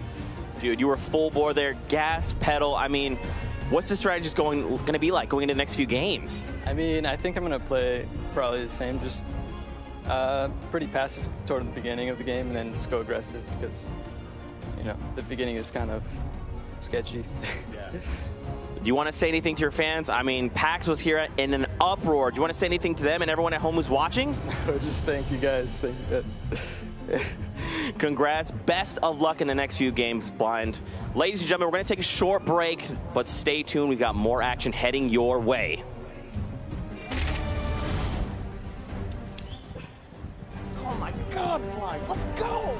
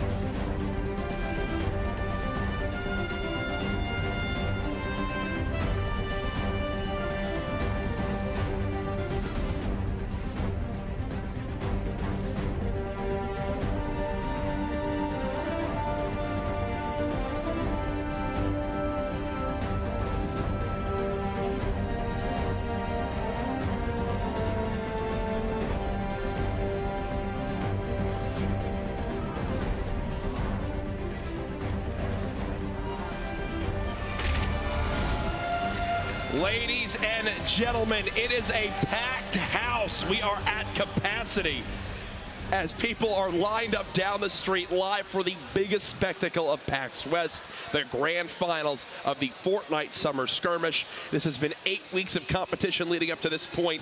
$8 million up for grabs. Today, $1.5 million alone. And it has not disappointed at all so far, Lupo. We've actually got to look at the standings right now. I'm assuming Blind is sitting pretty at the top. No? Oh, okay, wait. He should probably be sitting pretty at the top. We'll get that fixed for everybody at home. As Jay Cuddy, though, still in a good spot. 6 elims and 5 total points. lGRAND, our winner from the first game. Yeah, we'll get those resolved quickly. But like you were saying, Courage, regardless of how many people are in this parking lot right now, how packed it is here. If you're in Seattle, if you're at PAX West, and you're not down here, you are seriously missing out. We have 4 games left, $1.5 million on the line, and every Victory Royale is worth $25,000 for the player that comes away with the win. That's crazy. lGRAND, $25,000 richer after game 1 with the Victory Royale. Obviously, C9 Blind, $25,000 richer after game 2 with the Victory Royale. Moving forward, we're seeing just how stacked these lobbies are towards the end, how many players are in them. We do have the fixed standings here that we'll go ahead and pull on up as well. There we Blind. go. Okay, that makes sense. 9 so Jay eliminations. At 8 elims and 3 points. Okay, so changes things a little bit, but he is far and away at that top spot, Lupo. That's absolutely amazing. Literally double second place. lGRAND sitting so far behind. I say so far behind. 3 points is absolutely ridiculous. But sitting at 3 points compared to Blind 6, because in game 1, lGRAND played very slow, very passive, very methodical, because he didn't want to go for engagements. He was going for leaderboard placement, and you can see Blind saying, okay, I can play aggressive. I can get elims and placement, and it pays off 6 points in a single game. That's the second time, only second time we've seen it thus far. And remember, 21st through 100th all earn $5,000. It's that top 20 that you can really earn the extra little bit of money. Now, we wound up going and looking at the pricing. Think Blind with the Victory Royale earns himself $25,000. But now that he's leaped into that first spot, doubling the points of even second, when you look at the prize graphic, you're thinking, wait, this man not only with one pop-off game won 25 grand, but could have scored himself at the end of the day another $250,000 almost from that one game. Yeah. Yeah, it all depends on how the following 4 games go. Yep. And I guarantee you, like we've seen over the course of the last 3 days, Jack, you're going to see players change the way that they play. They're going to make adjustments. We've already seen a number of players decide based on what they saw from players like Aiden, Tyler's, Animal, who came away with a 10 elimination game as well. They're going to say, if they can play aggressive and get those kind of numbers, so can I. We've got fast edits, crazy accurate shots, and we have a bus loading up, Jack. It's almost time for game 3. 5 seconds. Here we go. We just saw a legendary Fortnite performance from C9 Blind. Who will do it now in game number 3? It is time. The battle bus has launched. Game number 3 is underway. Who will join lGRAND and Blind and become $25,000 richer with a Victory Royale here?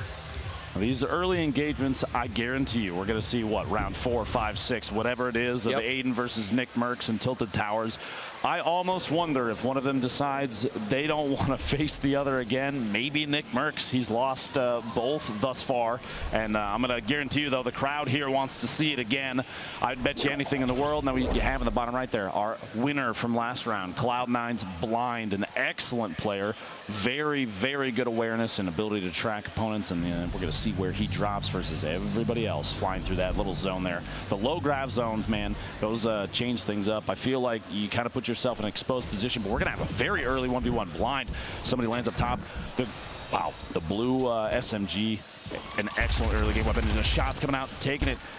Blind doesn't have the ability to build those, so he's got to rely on accuracy alone. He's got to go for a reload, and it seems like he lost track. It doesn't matter. Gets the shots and the fast reload. Woo. You see, he shakes his head like, that was not a fight I wanted to have. Nate Hill is just on the other side of the hill with a little tack shotgun and shield combo. So look at the loadout. Yeah, unless he's able to heal up real quick, Blind, I think it's going to be in a tough spot, as Nate Hill might just push this right away. Could go for a hunting rifle shot up. Makes me wonder, Blind must not have realized that Nate was over there. There it is. Go for the hunting rifle. Oh, he doesn't get it. Very close shot, but Nate Hill comes away with that. I think he... That's what we're talking about, right? He's so low. Nate Hill realizes that I just got a big shield. I'm at 150 health. I could just push this right away. You know, we heard the engagement earlier, too, sure. so there's no reason to not go in on that. Cryo, our coin toss winner from yesterday, can get shots off here at Gray AR. Quite a bit of materials for an early game. He's sitting on 13, 12 builds now as he's trying to wall off and rotate away. Looks like he's trying to get a different position. You don't want to repeat the same spot twice. You don't necessarily know if your player, unless you saw them rotate through their weapons, especially somebody like Saf. This is not the first time they fought each other here. Furico taking a shot, that hunting rifle. Literally, as I was going to say, you don't want to repeat the same spot twice because players might have a hunting rifle. Yeah. Or look at Saf. He's got a semi-auto sniper. They can take a very quick shot if they know you're going to come up in the same spot.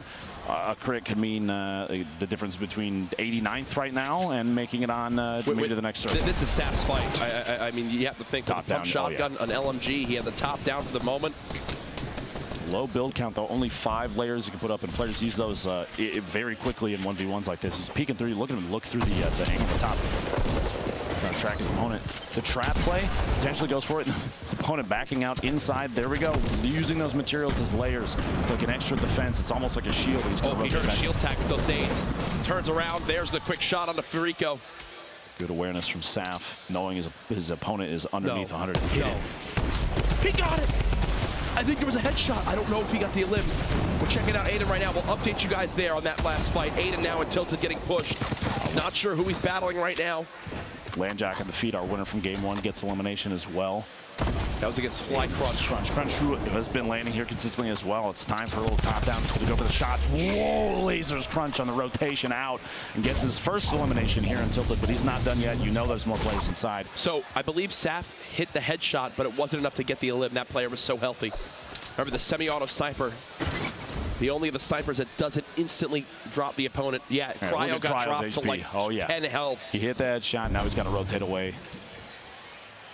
He's looking. He's hunting. Saf is hunting him down. At this point, probably realizes based on the last few games that he might own this area now, so he can take his time if he's not going to get too aggressive push. Nick Merckx, is this a Nick Merckx versus Aiden in this stairwell yet again? I don't know. Aiden, last we saw was at Tacos. Nick, 200 HP, gets tagged. 38 right there. Wondering if he'll pop this slurp. The way that the ramps are being used right now, I'm assuming it is Aiden because Aiden uses them in the same way as kind of a layered defense that quickly edits them. It's not Aiden this time. Who's been landing here consistently as well. Ilchase, actually, I think this is the first time he's come to Tilted. He landed, I believe, Greasy or Salty last game. Yeah. There's 4 players nearby right here. Aiden's in new building. There's 2 right next to Nick. Oh, that grenade blows up the cover. Nick hears the big tags. Won't push it as of yet. You look at the elim feed, Poach with an elimination. Nick, the quick shots. There's 1 elim for Nick, still at full HP as the crowd gets behind him. Absolutely a fan favorite. Here in the Fortnite Summer Skirmish, as the Nick Merckx chant begins, Aiden and Nick Merckx are again in the same building. Ladies and gentlemen, it's time for round 3. The first 2 games, Aiden eliminated Nick Merckx. Can Nick get vengeance here as Aiden's actually going to fall back? This is Animal, one of our top performers, I believe, from day 2. He dropped a 10 bomb in a single game. Sneaking on up, hunting his prey. For it. Says, I'm the animal here today, my friend.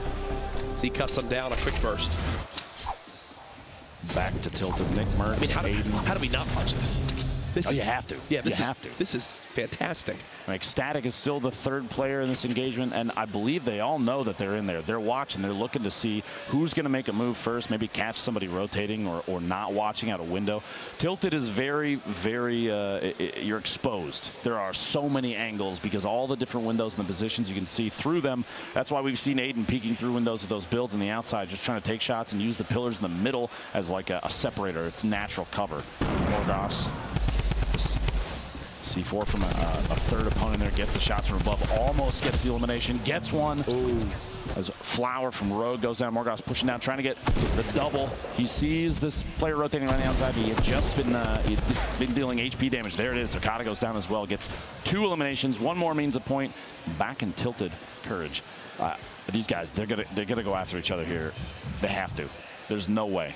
There we go. There it is again. I mean, this is what it's all about, folks.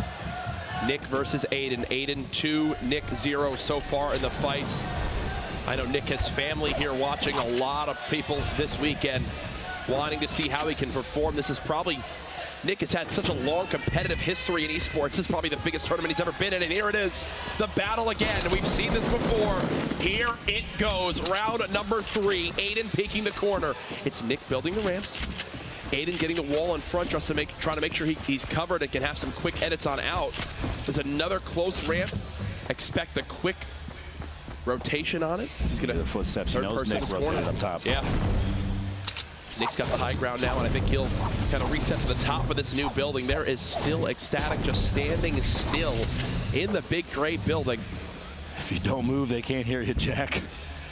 Both these players so healthy in this fight. The last time we saw Aiden versus Nick, it was Nick with only 100 HP. I believe there's a slight health advantage for Aiden at the moment. Probably about 10 HP difference. 14 HP, I think, is exact. But Nick is back in big gray where there is still Ecstatic hiding behind one of these doors. You notice he hasn't even moved. He's barely turning and not even really weapon swapping. I think Ecstatic at this point knows that both Nick and Aiden are here. He's waiting for this fight to play out. And Nick, you see, he's looking around the corner. He's watching and saw the rotation. He's going to try and get a top-down surprise here. Maybe drop in the shotgun coming out. Shotgun and then swap to the dualies. You can hear him moving around underneath. The audio tracking these players. It's just... Ecstatic is close by Nick right now. He's like right behind one of these walls. Back over to Poach, though. We've got to show some love to the other players, too. Poach trying to build on up. So a little bit of a fight. One player just below him right now.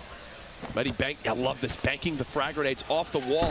They'll fall right at the bottom of the structure, and here comes the build battle. Poach trying to keep up, actually gets pyramided by the opponent over his own build, and Povesy cuts down Landjock. That's Povesy's third elim of this game. Spray from that the blue drum gun, one of the most favored weapons we've seen in scrimmage, competitive games. Poach wants very low. Poach has got to push. Poach wants this fight. Knows. He's hunting right now. Poach for his second elim of the game. Can he break through this structure? Povesy just trying to heal with this campfire. Poach wants this player dead. Can he get the high ground? The pyramid blocked for the moment. He heard that sound of his opponent hitting the dirt down there. He knows he dropped all the way down. He's going to take advantage of that and drop in. He's going for the replace every single time, but Povesy's blocking it repeatedly. He's trying to put down the pyramids, the ceilings, anything to stop Poach from getting in and taking advantage of the low HP. And what that does is Poach still knows he has an opportunity to be aggressive. He knows Povesy must be missing a lot there. And the rotation out, it looks like. Povesy just ran on out. Wait, this was Nick Merckx. Low on HP, in a little bit of a fight. How does it end here? Ecstatic eliminating Nick.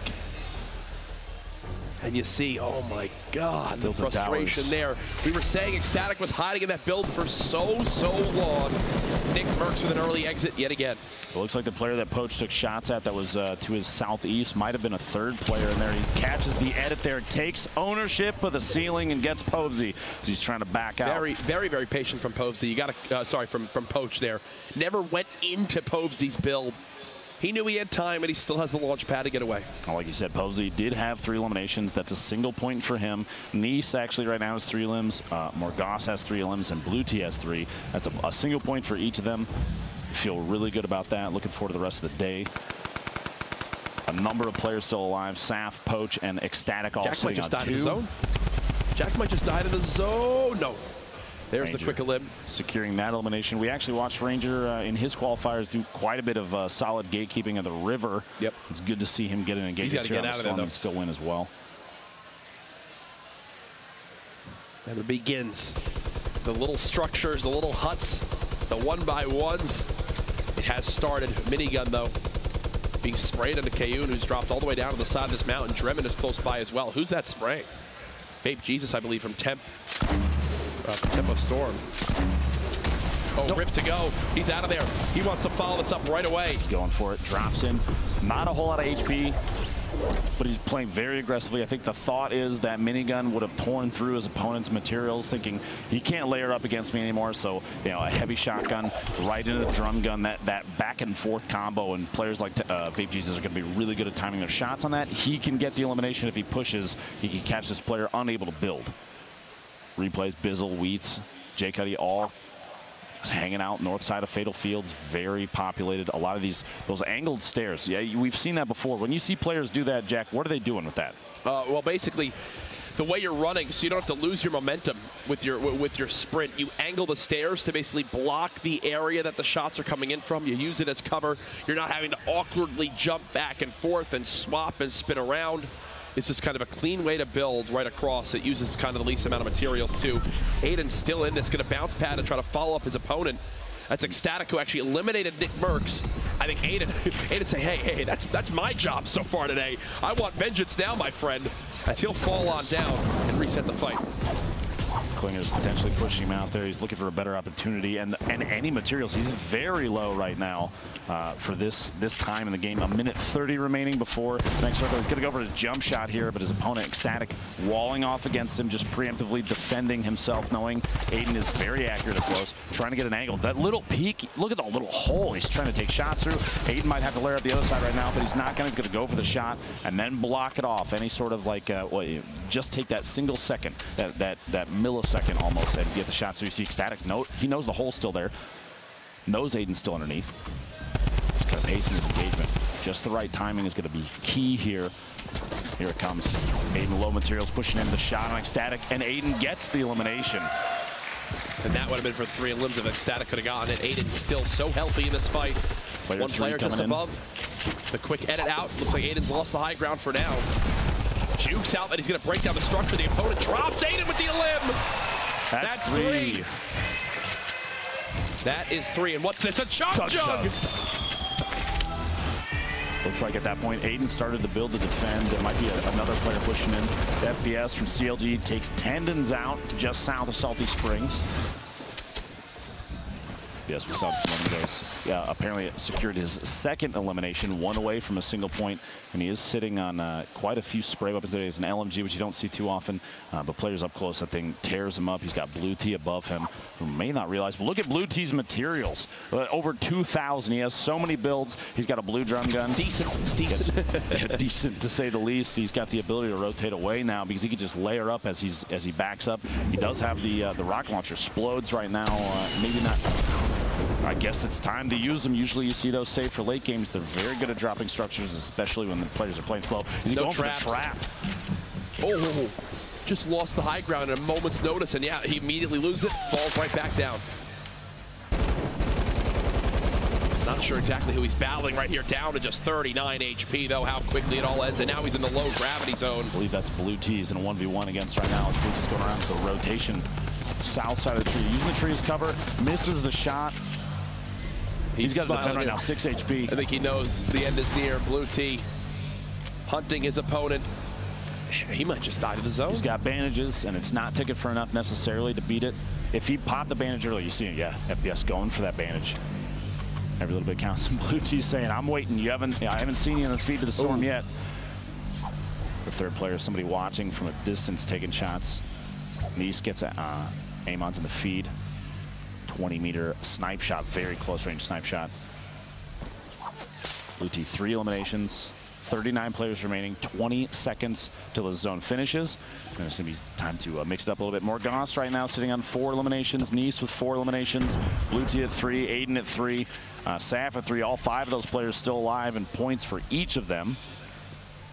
Posey. The FPS just lost to the storm, so there it goes. Blue T not able to get that elim. Is already at 3 though, so can't be too upset. Here's a look at your full scoreboard. A lot of players at the top still in this. As we say it, actually Nice gets dropped. You see live right there. But Aiden still at 3. His teammate in Ghost Sap still alive. Poach is at 2. Nate Hill is at 2.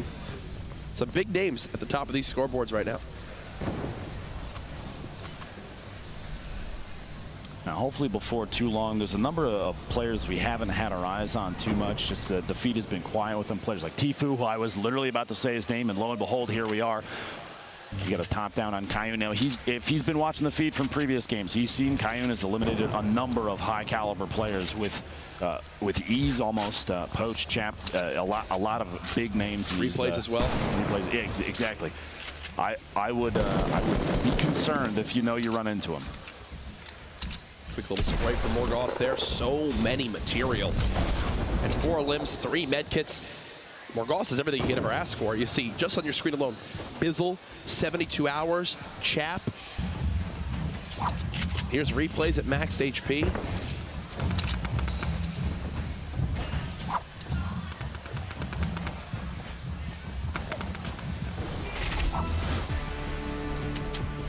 Here's an update on Aiden, where he stood up to this point.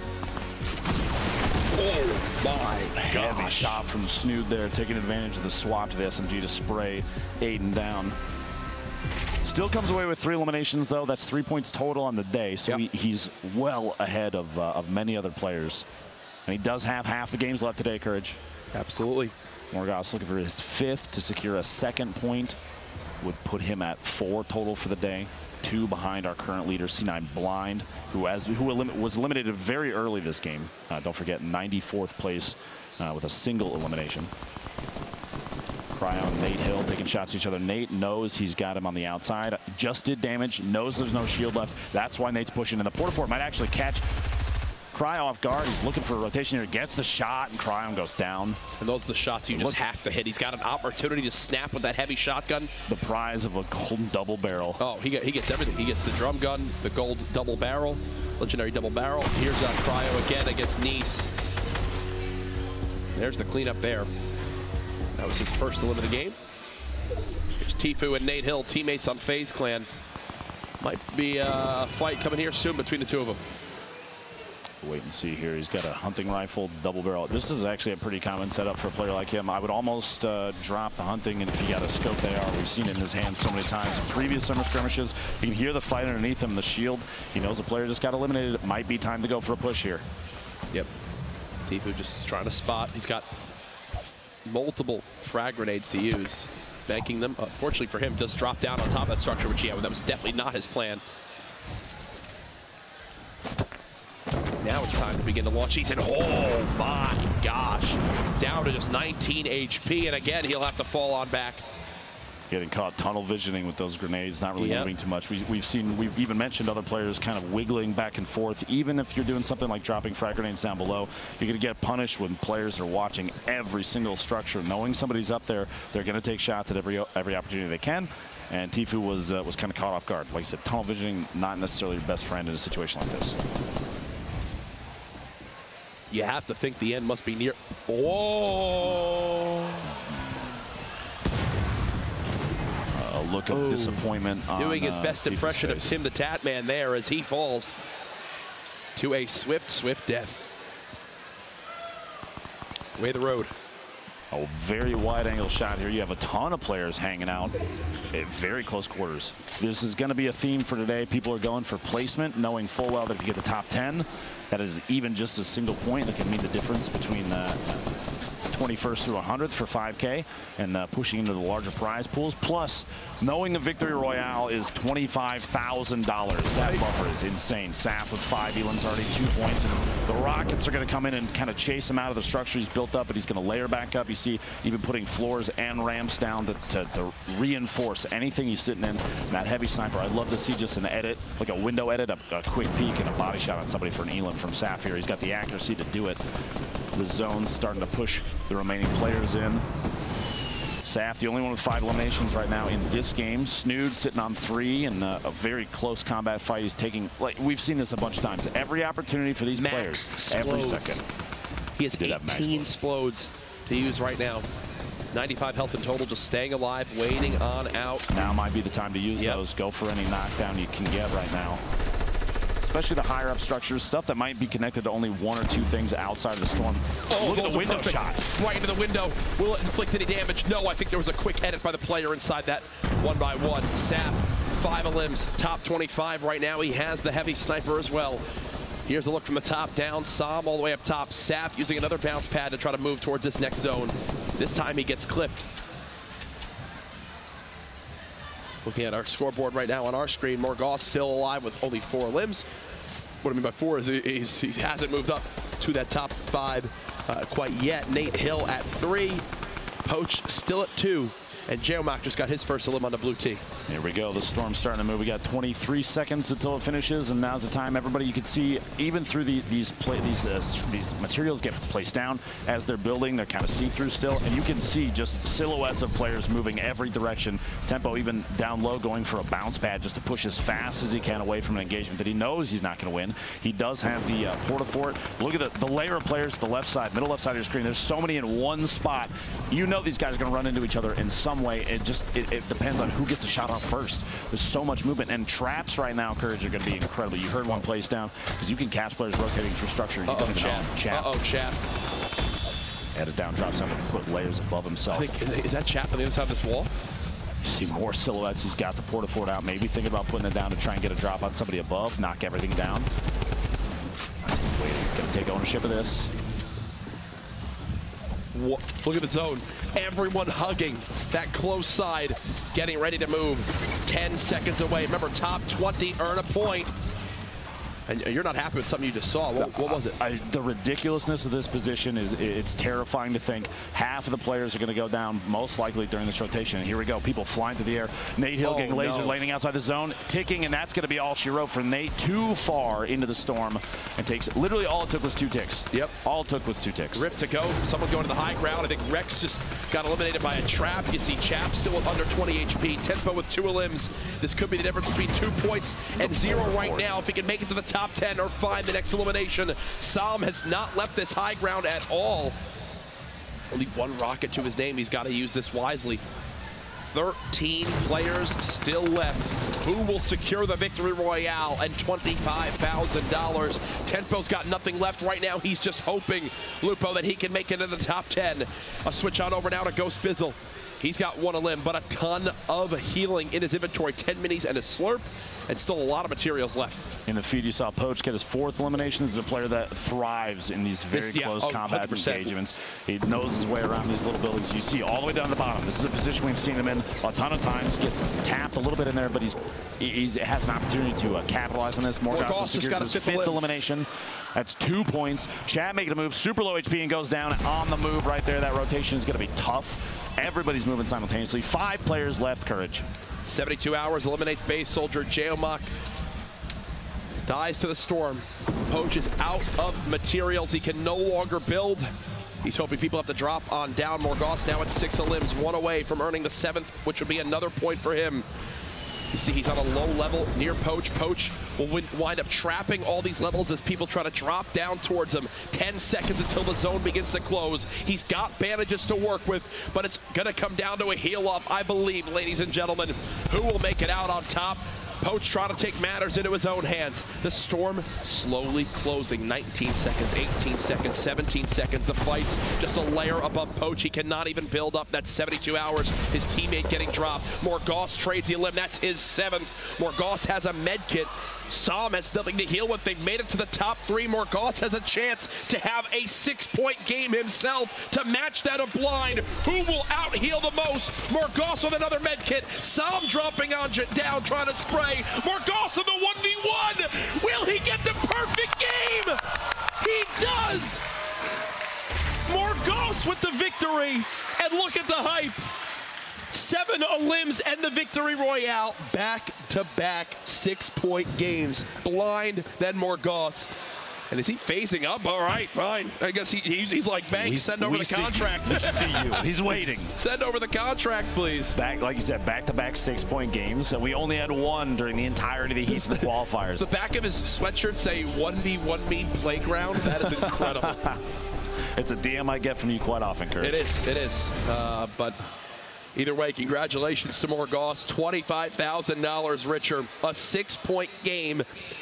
And I think that moves him up to the top spot today as well. Based on the previous 2 games, if I recall, he had 2 points. That makes a total of 8 for him over the course of 3 games. And we're only halfway done. We are only halfway done. But he's in an incredible spot. $25,000 richer as well. That's got to feel good. Most certainly, I can promise you that.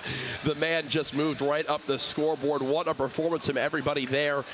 Poach tries to get it done towards the end. You see, can't out-heal that zone. Not as good as a med kit, but we've got some replays to look at first, starting with none other than Ghost Aiden. I think he secured himself another point that game with 3 elims. This was the quick beam of the drum gun.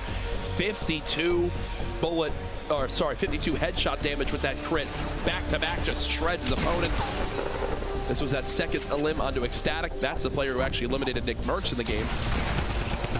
And then here, swaps around. Nibs falls to his death as well. One of the best controller players. I mean, there's no argument here. Aiden has established himself. Extremely dominant and tilted. Yep. But that's not the only indication. We saw multiple engagements there at the bridge to the far south along the river, and he's able to hit his shots. Very fast edits. One of the best players we've seen thus far, and he continues to show that whether he makes it towards the top 10 or not, he's racking up eliminations and very, very aggressive top-down gameplay. Oh, for sure. And that's what it's all about. We also have a little highlight from Nate Hill. His game ended in quite an awkward way as he went to go bounce pad, but if you remember, he was actually the one to cut down C9 Blind at Fatal Fields right off the break of the game. And then this was the shot with the heavy shotgun. Look at this as he snaps onto his opponent. Actually, oh, we just missed it, but either way, he snapped, but then that's the bounce pad. It took him much further than I think he was hoping, and as he was going, he gets sprayed down, and the frustration there. Yeah, and the eye roll and everything. The only option, I think, in a situation like that, you saw the trajectory he was taking. He could have put a wall up on his left and attached it to what was there and then immediately turn and put one in front of himself to stop. But it's so fast. You're moving so quickly through the air. And the trajectory, like you said, when the zone's moving, you've got players shooting at you from every direction. This is hindsight. I mean, in the situation, for sure, he tried to do everything that he could. You know, coming into this weekend, 2 of the most winningest players of the Summer Skirmish up to this point, Vivid and Liquid Poach, were the 2 that I had my eyes on. Poach actually this game puts up some heavy limbs to earn himself a point.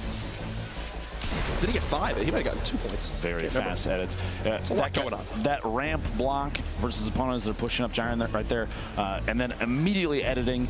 It's almost as if some of the reaction speeds, he knows that his opponent is going to react to being blocked off and turn away very quickly.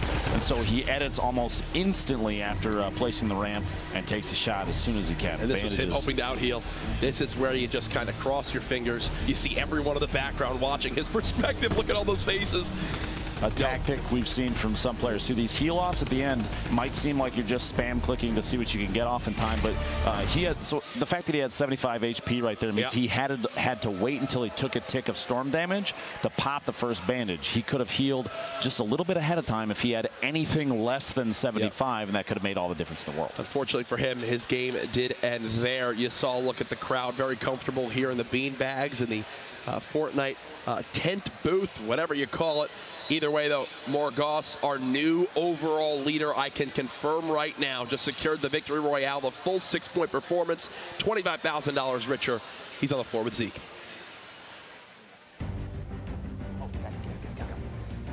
Just trying to get the 4-1-1 on the new grappler item. Ladies and gentlemen, I'm here with Morgoss. Come on over, dude. I'm getting word you are now the overall leader. So not only do you get all the eliminations, you get the 6 points, the Victory Royale, 25K, and the overall leader. Dude, how are you feeling? I'm shaking right now, honestly. I can't believe it. I mean, I've been practicing for 5-6 months now, and it's just a crazy feeling to finally pay off, you know? I mean, so what was practice like leading up to this? Was it just, you know, how many hours a day? What were you doing? Were you running scrims? Yeah, it's the professional scrims. It's probably around 10 to 12, maybe even 14 hours a day. But I think the biggest thing, the hardest part for me was sacrificing time with my family to practice and be the best. I mean, but obviously this paid off, right? Sure, you sacrificed time, but then you show the world, guys, I'm Morgoss. Hello, 25K here at finals. I mean, how do you think your family's feeling after watching you do this? They're crazy. They're crazy for it, I know. I wouldn't be here without them, for sure. They sent me out, they flew me. They've been supporting me for a few years now. It's a great feeling to finally make them proud, you know? Now, what do you got to say to all the new fans that you've just made around the world, dude? Faze up. Best of luck, Morgoss. We'll see you in the upcoming games. Courage, Lupo. They got it. They got it figured out. He might be doing well with in-game, but apparently still needs to learn how to have a handshake. 12 times the charm, Jack. Yeah. Takes a little while. It's okay. It's okay. You hear him, too, basically calling Banks out right now, saying Faze up. No, he's going to keep plugging Faze and get every opportunity. Time that he really can. You guys have open rooms out there in Los Angeles. I'm trying to move it. I can appreciate the hunger. Well done. Oh, it's fine. They'll drop Cloaksy. It's okay. But either way, we've got our standings update for everybody at home. There you go. The man right there at the top, tying the Elims of Blind, but he's got 2 more points. Nate Hill, frustrating into that last game, but he's still in third. Sap and Aiden, both top 8. Still Poach with that performance moves into the top 8 there as well. And Liquid Chap, top 10. You take a look, even the top 10 right here, 3 Ghost players representing Ghost Gaming. It's crazy to see how just recruiting for some of these teams, they're so good at it, spotting players that they know are going to perform well. They put on basically a clinic on how to perform in competitive games, and all these teams got to be feeling good about the placement right now. Now remember, 21st through 100th all get $5,000. It's the top 20 who then have those incremental, is that a word? Incremental? It is. Yeah, it is. Increases in how much they pay out. All eyes on that, who will be in that 20th spot, who will be able to earn some of those bigger numbers. We are just halfway done with the action. I've been looking at some of the numbers watching online. It is absurd, the support right now for the finale of the Summer Skirmish. Hashtag Summer Skirmish. Get involved in the conversation online. Halfway through today, thoughts so far of the matches we've seen? You're seeing players play much more reserved than they have the previous days. And the reason is, I mean, I can't blame them. There's $1.5 million on the line, and because leaderboard placement, top 10 is a point, they're going for that every single time. It is crazy how close together players are ending up. We've had some wide-angle shots of some of these areas that you lose count of how many people are stuck inside there, and I have a feeling we're going to see it again here in just a second, Jack, because the bus is prepping to launch. If you're here at PAX West, make some noise. Here we go. Game 4. Crowd getting behind it. You love to hear it. Here we go. Reminder, yes, through the qualifiers, we only played 4 games a night. Today, though, the grand final, we play 6. So there is still a ton of Fortnite action to come. Who will secure that top spot and walk away with the majority of that $1.5 million prize pool?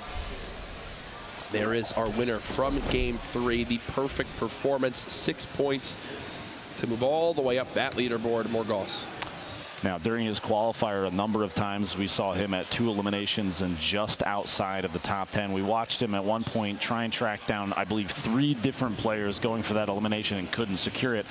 So right now, showing up, getting all 6 points in a single game has got to be incredible. Dropping in on that blue suppressed SMG, getting a pump action shotgun, and he's got a player in front of him already. He's going to get aggressive. The taps from a distance, only 9 damage because of the damage drop off the SMG. It's definitely not an AR, but it's still put up numbers. Going to go for another push here, moving around the outside, and no materials, which means it's all about placement right now and trying to catch his opponent off guard. He's going to drop in and go for, you heard the chest open, gets the shot against the wall that misses, but it still can secure the elimination on Takata. Very good up-close engagement. That's the type of fight that you need to take early on, which is why I think he's seeing so much success, right? He knows he's got the shotgun and the swap weapon, which already gives him the tools to win an up-close fight. Nick Merck's back and tilted. Only 2 great pistols, 158 HP. That's Gyron from Misfits just above him.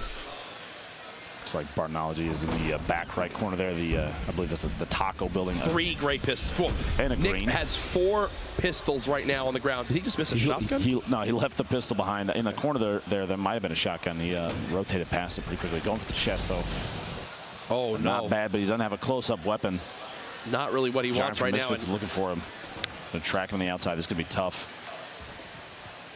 He's got the remote explosives. He wants this fight at the moment. He hears the fences being opened, and Aiden is still kind of hunting in Big Red with full HP. I would almost bet if Gyron can get this boogie bomb off on his opponent, if he tracks Nick Merckx down, he's going to drop the C4 right on top of him and pop it at the same time. No, Nick's got to keep just disengaging until he finds a better weapon. There you go. There we go. He's got something now. Oh, there's a blue pump right there, too.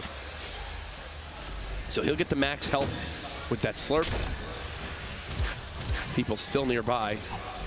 Anything good from the chest? To see later on.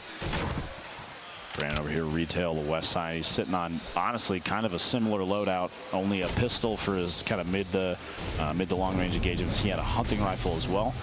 WBG's Ranger in retail, not too far away. This is Brandon just moments ago here in retail row before he started rotating up, going for the shot and gets it.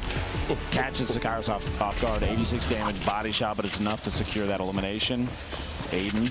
I think this is what you think it is, folks. Same spot. Aiden versus Nick Merckx again. It never ends. Aiden trying to claim some walls. Nick weakened.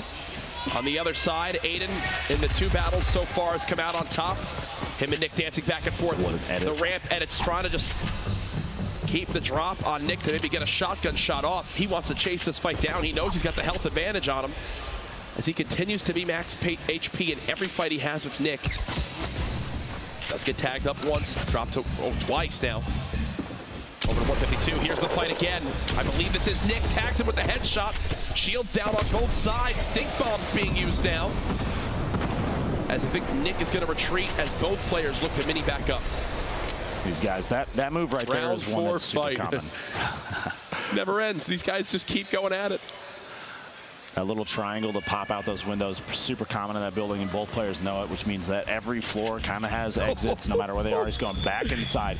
This is just relentless back and forth between these two guys, and they're going to keep going for it. He's going to use that as a way to try and locate. Nick got a huge tag. Nick's going for it. Nick's going. Oh, he falls right back down. Once he missed that second pump, he falls right back down. I believe both players so similar in HP. Yeah, Nick's actually getting shot in the back by Misfits Gyron and beamed instantly by Aiden with that AR. And that gives Nick, and Nick already knew, but that gives Nick full confirmation of who's nearby him. He knows it's Aiden 100%, no doubt. They are on the same level right next to each other. Back and forth around the stairs, every angle. It's cat and mouse in here. They're both trying to find that one spot. He's blocked himself. Blocked himself out. The jump and headed back inside. Another player sniping in, but Aiden sneaks into the window. The snipe isn't relevant anymore because it's Aiden versus Nick Merckx. I can't tell if that shotgun actually connect or not. I can't tell right now. Another stink bomb trying to get any tag he can on Nick, even himself apparently. The rotation through there, he's trying to catch Nick is getting so low. Those stink bombs have chunked away so much HP. He's down to just 99 health. Aiden still hunting from above. Only 4 builds left too, which means Nick can't defensively play against him too much inside here. He's got to go for it soon. And here we go, 93. The shield shot, and Aiden catches him off guard. Did Nick just swap to the wrong weapon and he claps? Are you kidding me?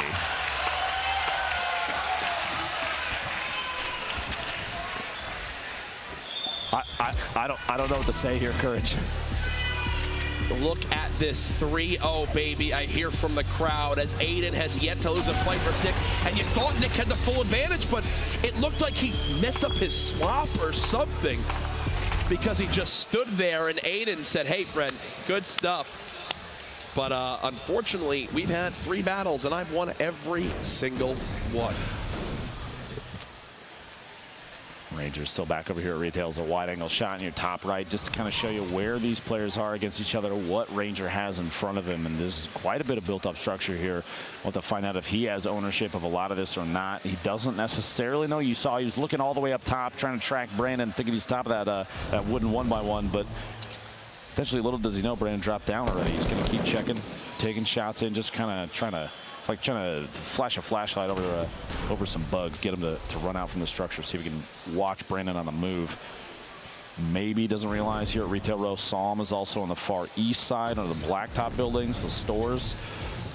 Ranger go for any materials he can, even on the move here. It might be mid-engagement, but it doesn't necessarily matter. Now blind, Tfue, look at this 1v1. Shots from Tfue, gets a couple accurate ones in the long range double barrel, 7 HP remaining. He's got bandages to patch up. Sigh of relief, I think. Solid 1v1. Aiden right now, by the way, the only player in this game with more than 1 elim. He's sitting on 2. A score of 3 total over the course of the day today. Tyler is someone we've seen put on a good show in the past. We interviewed earlier today, and he's had a few rough rounds and hoping here southwest side of Shifty he can make some plays. Flower in the feed, getting Reigns knocked down back to Aiden and tilted. Looking for his 3rd elimination, Courage. Maybe tracking Coop Train on the rotation out there next to Loot Lake. All the materials he can gather. He's not sitting on a whole ton either. Is this a fight a push outside. This is the far southeast corner past Paradise. Rifts actually spawn basically off the cliff out here, and players will use that as a way to rotate back into the zone if they're forced to. Flower, by the way, picking up his second elim. Another player now at 2 eliminations. Cryo and Top Boy flying past each other, almost like a synchronized swim maneuver there. Morgos picking up an elimination, our winner last round on Jack. The Top Boy gets the shot on Cryo. Both low HP. And a Klinger actually would have eliminated Top Boy right there if he stuck him once, but couldn't actually connect. This is STDX Vide. Close range, build fight there. Triz tries to go for the quick edit, but not able to snap fast enough. Nate Hill in the elimination feed again with another elim. He's already top 5 today. Rogue 00 Flower, our first player this game to reach 3 eliminations. He was already, I think, top 12 in the scoreboard of standings as well. Prodigy Aces looking for a shot. Those little boxes. Put himself inside a shack. Where his opponent is over there. Aiden back here still untilted. Gets the shot and takes another elimination. That's number 3 for the game. Puts him at a single point. This one. A stack on top, that puts him at 4 total for the day. Nate Hill also tied at 4 points total for the day thus far. Like tempo here. Gonna make some moves. Low HP, barely any shield. He's got bandages. He's gonna take an opportunity while his opponent here, Boyer, isn't necessarily pushing. XD.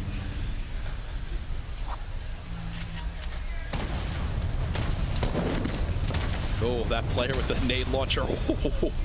Almost just eating explosion there, yeah. He's right next to the cube, which means shield is actually getting added to him. But his opponent, Turkeylips up top, knows if you shoot the cube, it lashes back out at whoever is closest. Yes. Turkeylips knows his opponent is sitting right on top of it, so if he shoots it, even though he's the one dealing damage, the cube is going to lash out at the player basically sitting on top of him. Again, when they're near it, they're gaining some shield. First time we've really seen the cube come into play so far today. I actually didn't even realize it was this far over. It's in Shifty Shafts now. Yep. As it continues to maneuver around the map, still wondering what it even means. Probably something regarding Season 6, but who knows. Looks like players will begin to have to move towards this middle island. Just outside Fatal Fields. This is a Hysteria on the opposite side of the map. Quick pick up his first elimination. He gets it on EMAT, his first elimination this game. WBG's Punisher dropping the clingers down there. As soon as those start to detonate, like you said earlier, they drop down now once the structure that they were attached to disappears. Previously, they used to instantly explode. You'd see players throw the clingers at like a wall that they see someone hiding behind, shoot the wall out, and then it would instantly detonate. Not anymore. They drop down like gravity's pulling them down. He's looking for shots. Actually gets the elimination on Rogue's 00 Flower inside this box. Picks up all the loot. There's a handful of medkits in there. Yeah, look at his materials. Hopefully he grabs the 3rd medkit. Maybe he didn't realize that there was one sitting there. He's only carrying 2 Max currently. wood, max brick, 800 metal is what he currently had. Aiden, another engagement. He's got to move forward. Bounce pad, go for it. He missed the build. Going for the bounce pad play to fly across. Almost perfectly. Are you kidding me? And he actually gets the little benefit of the boost. He's going to land right on his opponent. He wants to keep the pressure on. A box inside, though, he's going to have to smash his way out. Nobody owns these walls, so he's got to take an opportunity to melee those down. Gets caught underneath his own surface. Looks like he tried to build a floor and jump up. He almost went for the edit. Didn't get it off in time. Goes for the edit on that outside wall. He's starting to drop down underneath. Probably heard the rockets coming and reacted, thinking they're headed towards him no matter what, so it's time to build away. Trying to edit his way out. Change the angle against his opponent. Always kind of mix it up. You never want to repeat, and this is a good example of that. Goes for the shot in. A little clip in the shotgun. The LMG, a 52 in there, and gets the elimination on Q-Train. The crowd going wild here. 40 HP. Player 3 is into the match. 9 HP remaining, and Mars Cities gets the elim and stops Aiden from hitting 5 elims. That would have been 2 points, but only 1 this game. Finally gets shut down. What a build performance right there. Boltnaga throws a stink bomb in. And that one is smelling, and Tyler's just dies to it right away. That, by the way, is our 2nd elimination over the course of the entire weekend. Week 8 of Summer Skirmish. 2nd elimination to stink bombs. I saw a stat online earlier that said that 1 happened, I believe, in day 2 qualifiers.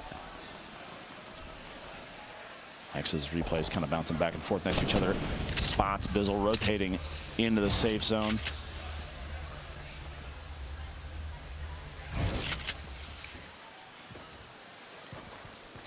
Just Just kind of moving around, trying to track down anybody in these areas, looking through these builds. If there's anybody left alive here, if there's anybody watching, Replays wants to know where they are, and this looks like he is pretty alone here. But this wide angle shot, this is where the field starts to tighten up. You've got nobody right now that's currently alive with more than 2 eliminations. Diggy, Nate Hill, Punisher, and Wheels 960 all have 2 eliminations.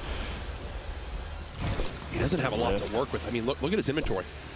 He doesn't. Thermal, assault rifle, a gray SMG, and 5 bullets and a shotgun. He's going to get to a point where he kind of has to force something here soon. Here's our scoreboard of the players alive right now. No one remaining in the game has 3 elims yet. Yeah. The shots from the side. He does have quite a few builds, at least for a little engagement right now. He could use the launch pad to fly away if there's any concern. And the shots coming in. He's going to have to try and build and defend against that. Hope for that edit to get out. Missing those edits, those fast edits like that, it can cost you if players are right on top of you. Imagine missing an edit like that, having to go for it a second time. Somebody's going to fall in and get an elim on you if you're not watching. Diggy, that's how Diggy got a second. Ranger outside the storm. No HP, no bandages, no med kit for Diggy, so he's going to take a little bit of damage. But coming away with an elimination in that, probably a good idea. It's it's a worthwhile trade. Look at the high ground from Snood and Fulmer outside Fatal. Saw him, the player launch pad, so he's just going to follow suit. And he's got to be worried about the player up top. Uh-oh, down to just 48 HP. Should be safe for the moment. All he's got left is brick. He's half in the low grab zone, half not. Nibs literally in a box right next to him. He might not have realized, he was getting shot from the player up top in the tower on top of the hill. He might not realize that Nibs is also hiding inside. I'm sure he saw the structure, and it's clearly one that has capacity to hold a player. There's no edits for anybody to come out of it, so I would almost assume he knows there's somebody's right there. Plus, the footstep movement from Nibs right now. He's in a tight spot here, though. Low HP, not a ton of shield. He does have a gold double barrel. You see him with it out right there, and Nibs is the player up above him. They start a rotation. Wow, just gotta watch for each other. Furico blocks Lasius as he looks to build on up. Look at the inventory. Drum gun. Oh my. Gold double, or the legendary double barrel. 3 remote explosives. Chug 9 minis. But, you know, it's all great to have, but you got to live through the fight to be able to heal with it. It's like he went for a double barrel shot and whiffed it just over the top. The bloom on those things, sorry, the spread pattern, how wide it is on the double barrel. Plus, we talk about the damage drop off of those things. You have to be in bludgeoning distance for it to be at max effectiveness. And if the opponent was so far away, it might not have even been worth it to go for it. Jeez, listen to the build speed from Haste Furico. Steal. He's been shot by 3 or 4 players that aren't involved in this direct close fight. I guarantee you he wishes he had the time to get that chug jug off, but all he has is time is his opponent underneath trying to pickaxe his way up through, gets the build, still owned that staircase. Lasius pays the price, gets caught off guard as the edit drop down. Quick double barrel shot. That thing in the same box, man, that thing's lethal. That's a huge moment because that gives him the ability now to chug jug, assuming he's going to pick up that heavy sniper rifle. No real updates from Sam yet as he just is trying to stay hidden with how little health he has. Prodigy Ace is yet to get an elim this game. He's top 43. You see Animal, I believe, in the webcam there on the right side watching from the side. Looks like he must have been eliminated earlier. I love how the players, they want to see everything that happens, so they'll watch every POV they can. I mean, they're all so passionate about this game for a lot of these players involved. And I mean, you and I, this game's changed our lives. So you get involved here and you want to soak in it all and just enjoy the event. A look at our last real place of interest involved in the map is Fatal Fields. Nate Hill, 3rd elim here would give him another point, and almost went for it. By the way, you mentioned the 3rd elim for point. Punisher right now, the only one still left alive. Hit the shot. Look at his reaction. No way, he says, as that player who is just in his sights soars on out. Nate, is this going to happen twice in a row? Gotta know he's going to go for it. Whiffs the shot there, tags some shields. He's only got 57 HP. Can't get the elim as well. The tree was weak. No follow-up. He's going to chase it. I think he's going to go for it. He's risking the game on this. He's hungry for that 3rd elimination. Securing a point would be pretty big. This would be point number 5 for him on the day. He gets control of the wall. His opponent building up the edit coming out the top. He's trying to get a top down on Nate. can't hit the shot. Could not track Hysteria on the way down. 85 HP. Could have been a one-shot from that heavy shotgun, but not enough. Missing the shot cost him that one. And the option there, Courage, you think going for it to try and get that third elim for a point was a good call? He wasn't sitting too high on HP. Maybe playing a little more secure and wait for your time to strike on somebody that isn't paying attention was a better call. I don't mind it right there. You know, it's one of those things where everyone assumes the player's going to be so passive. He was hoping to maybe catch Hysteria off guard. It's also, he had no safe place to really go to. Everyone else was already set up and secured in the new zone. Marcity's just got blown up by remote explosives. That was Rico. Horrify is actually sitting underneath. Yeah, he's not even moving. Horrify is right underneath Turkey Lips. And he's just chilling for the moment. Here's Poach, his first limb of the game. He'll get a slurp juice off that, which will put him at maxed health. It's the perfect item to get. Punisher, replays, and Cease also nearby. 60 seconds left before the first time the circle's going to move. 30 players left on the field, so we've had far more players eliminated early this game compared to even the first and the second, which means this won't be as tight, as chaotic of a circle move, but it's still going to be crazy. 30 people left. There are 29 now. In this size of a zone is rough. Hysteria in your feed there, getting another elim there. That puts him at 3, which is a point. That's his second on the day. Farigo has 4 eliminations, leading the players that are still alive in this game, which is 1 point for him. Punisher with 3 as well. Nobody else alive besides those 3 has 3 eliminations or more. Strugs keeping the high ground. Punisher inching closer and closer to safety in this next zone. You see on the minimap, basically 1 block away. That'll probably put him as safe. He wants to claim all these walls. There can be no quick edit ins from his opponent. And he's still got 600 plus medals, so he's more than happy to do this. Is this ending in the low gravity zone? I think this is ending in the low gravity zone. I believe it's about to push that way. This is going to change how this entire final circle plays. Players are going to have to be careful when they jump in this thing. You float much higher than typically you'd be used to, which means people that are going for shots on you while you're in the air, it's going to happen a lot. You might even see people, oh my gosh, the number of people that are jumping. Oh my goodness. What is happening? Wait, what is happening? Wait. Flying away in the air. One of them's a shot. Wait, what is happening? It looks like while they're in the zone, they're getting pushed up in the air. I've seen this a little bit online. Wait, what is happening? The rune now flies you around? Even they don't know what to do. Look at this. What is going on? It's just floating them up and down. Diggy in the feed didn't stick the landing, a 22-meter drop. You see them, they're going for literally anything. Players might try and catch themselves with builds. Okay, no matter what, this is hysterical. Hysteria going down on the feed. People are just taking SMG and rifle shots while flying through the air right now. Wait, so is this how this low gravity field now works? I've seen this a couple times, like videos on Twitter and stuff. Do you activate this? I don't know if this is... What is happening? He's trying to box himself in. There you go. Okay. Catches himself. He's. you see him put his hands up. What is this zone right now? Oh, well, when I said it's going to change how this whole game is played, you were more right than you realized. I really was not expecting. He is now floating in this. He has himself boxed in basically to catch himself. He could open up basically a line low across gravity the top. to no gravity. Poach is like, I'm going to sit outside this. Oh my goodness. 13 players. The storm's going to start to move, maybe saving players from kind of a confusing way to engage there. There's no way you practice for something like that. 13 people left, which means if 3 more go down, Poach picks up a point. If he gets 1 more elimination, Poach picks up a point. Might get one right here. The edit, the quick edit, takes a shot through, but couldn't secure that one. Does get a shield tag. 1 player more needs to go down, and then everybody, there it is.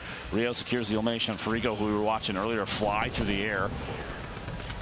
We're in the top 10. Everyone remaining now has earned a point. This is where Poach is in his most comfortable zone. He's got a launch pad to use as well. Still enough materials to make some things happen. I think I saw on the feed a 53-meter fall damage elimination. Somebody was taken out by that, which might have meant as they were rotating in, they didn't get ahead of the anti-grav zone.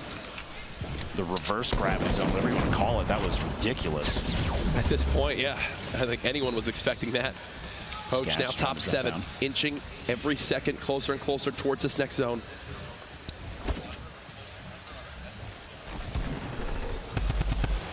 Poach taking shots out, trying to do anything he can just to try and get a tap here.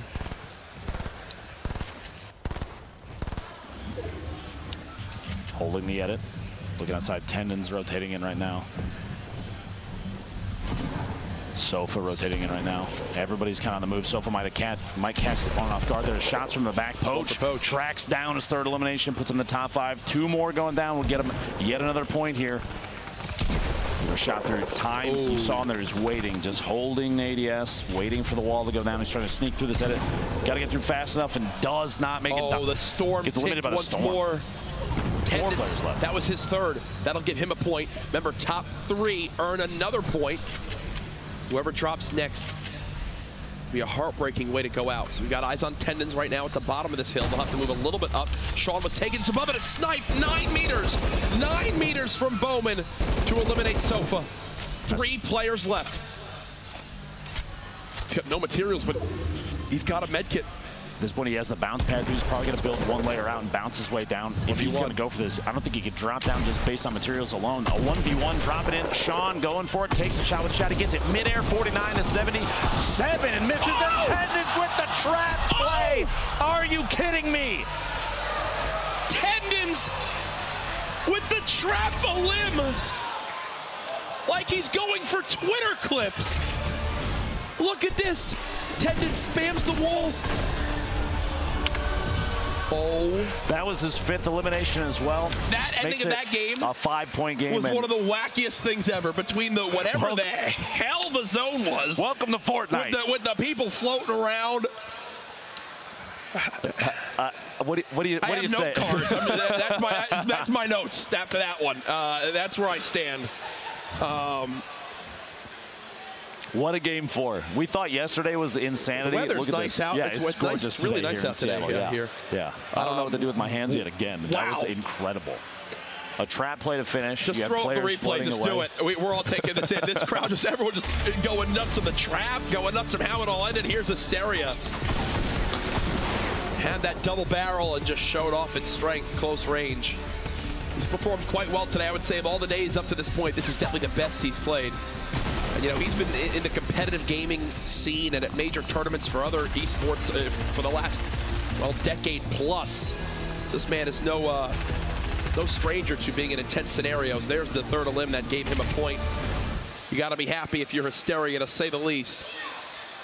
Moving forward, anyone's game still. That's the beauty of it. We've seen from these 6-point performances, which have happened twice already today, as we pull up Farico's replays here, literally anyone can rise up these scoreboards in these final couple games. It's funny you say rise up these scoreboards. We watch Farico floating in the air. These players literally going for SMG. That was Chap going down in the air. Swapping weapons, just going for replays, anything they can while they're up close on top of each other. He actually got multiple. It takes Horrify out as well as how he got to 6. Oh my gosh. Dropping rockets, he sees players boxing themselves up, but at that point, if anybody has secured themselves kind of a chamber to sit inside, they can just take shots at him as he's flying. But what, Jack, what happened? I need to hear from... Did that just get updated in the game? I know it always happens. Our winner at the end, Tendons, we'll see it again. The trap a limb at the end. I think he even surprised himself. There was a point in time when players first started to get used to boxing each other in, maybe early in season 1 and 2, where they were going for these YouTube clip kind of plays where they put the walls down and trap them in. He does it in the middle, literally in the middle of the final week of Summer Skirmish. That was 5th elim too, so that actually put him at a 5-point game by himself right there. Not the full 6, but still, if you're Tendons right now, you just put yourself in a great spot to win a lot of prize money today. Oh yeah. He's got to be feeling, like you said, $25,000 just for that win alone. Yep. And probably a solid high 5 for a trap elimination to win the game, to be honest. Yeah, you don't win any extra money for that. But I believe we have Zeke. Oh, this is beautiful. This is going to be one for everybody. Zeke has Aiden and Nick Merckx. Hey. All you, Zeke. I mean, you guys, were you at Tilted? You want to see Aiden and Nick Merckx? Well, I mean, gentlemen. I mean, hey, I've got him. So, guys, let's talk. Tilted Towers. What's going on? We'll start with you, Nick. We got some spicy fights going on right now. The first one, I didn't put up too much of a fight. He had a great right-hand peek on me. The second one, I swear I thought I hit him for 500 health. El Taños over here, the limited time game thing. he had so much health. I kept cracking him and cracking him and cracking him. And then that last one, those poison nades you threw on top of me, just, man, again and again and again. But it's been good. This is the first time I feel like I've just been really pressured and tilted. It's going his way right now. But yo, I still got more, and I'm gonna give him my best. You know? What about you? Dude, they've been close fights. First one, you know, was a tricky window shot. Second one, you know, he got me at like under 10 health, something like that. I was like, oh my gosh, this is a PC player. This guy's nuts. He was shooting me through the windows, everything. I was like, dude, I'm definitely dead. And I kept getting chests. I got like slurps and everything to keep me alive. So then the third one, you know, it was tricky. We were in Nick's towers, and I had a couple gas grenades, you know, to make him move around. So we're having good fights, man. We got 2 more games. I'm sure we'll meet each other again. Towers today, but hey, I'm gonna try to take him back. All right, I'm trying to take him back. Yo, I hit you for 500, man. I'm telling you, I counted it. I'm no mathematician, but I got him for 500. You just kept staying alive, man. So I mean, is it fair to say you guys are gonna keep landing tilted? I mean, yeah. We already know it, man. Yeah. All right, so who do you? We got 2 more games. So I mean, is it going to be you two? Is it going to be you two? Is it going to be a 1-1? What do you guys think? Dude, truly, man, these fights are long. There's a lot of ins and outs. I guess it's just who plays better, who's quicker to the punch. He loves it. He's really aggressive, you know. But if he falls into my trap, it should work, you know. What about you? I think he's going to get me a game. I like to just, you know, get the mats quick and just rush him before he can get what he likes. And yeah, I'm gonna just keep putting the pressure on him. I mean, and the final question I want to ask you guys are playing on controller, and you guys are showing up everyone. Do you guys have any tips, any words you'd like to say? No, man, I'm super happy to be here. I feel that it's a very unique and cool thing that him and I get to compete against PC guys and stuff and kind of put on for an entire community that I know I care a lot about. I'm sure you do as well. And you know, we're both doing very well today, especially you. Just keep on carrying the torch, and thanks for having me. Thanks for having me. Yeah, man, it's an honor to be here as well. You know, we're doubted as console players, so to come in here and compete and, you know, play so high, it's awesome. And to meet Nick, it's awesome, man, having some good controller players in here. Fantastic, gentlemen. Best of luck to you guys going forward. Courage, Lupo, back to you. Ladies and gentlemen, live in the venue, could we make some noise for those 2 great competitors here? People have been going nuts every single time they run into each other. They even threw together a quick like round 3 fight graphic for the screen, which was awesome to see that. And honestly, like Nick said, we've got 2 games left. I have a feeling he's going to turn it back into Nick Towers at some point, my friend. The fam will be very proud when it happens. Oh, you know, they roll deep out there online. What a day it has been so far. I know everyone's talking about the ending of that last game. What a funny moment. But either way, I think we should have the standings updates for you guys here very, very soon. So actually, first, this is like a little TV, little technique right here. Standings right after this. Quick break. Don't go anywhere.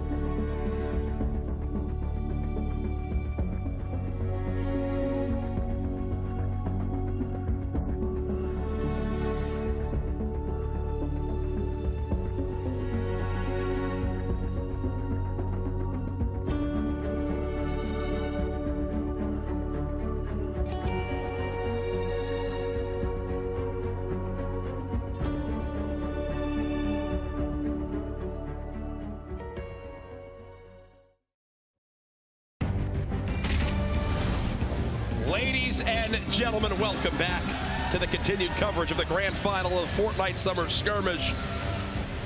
My name is Jack Courage Delnop, and I'm joined by none other than the wonderful Dr. Lupo. We have played 4 of our 6 games, and so far,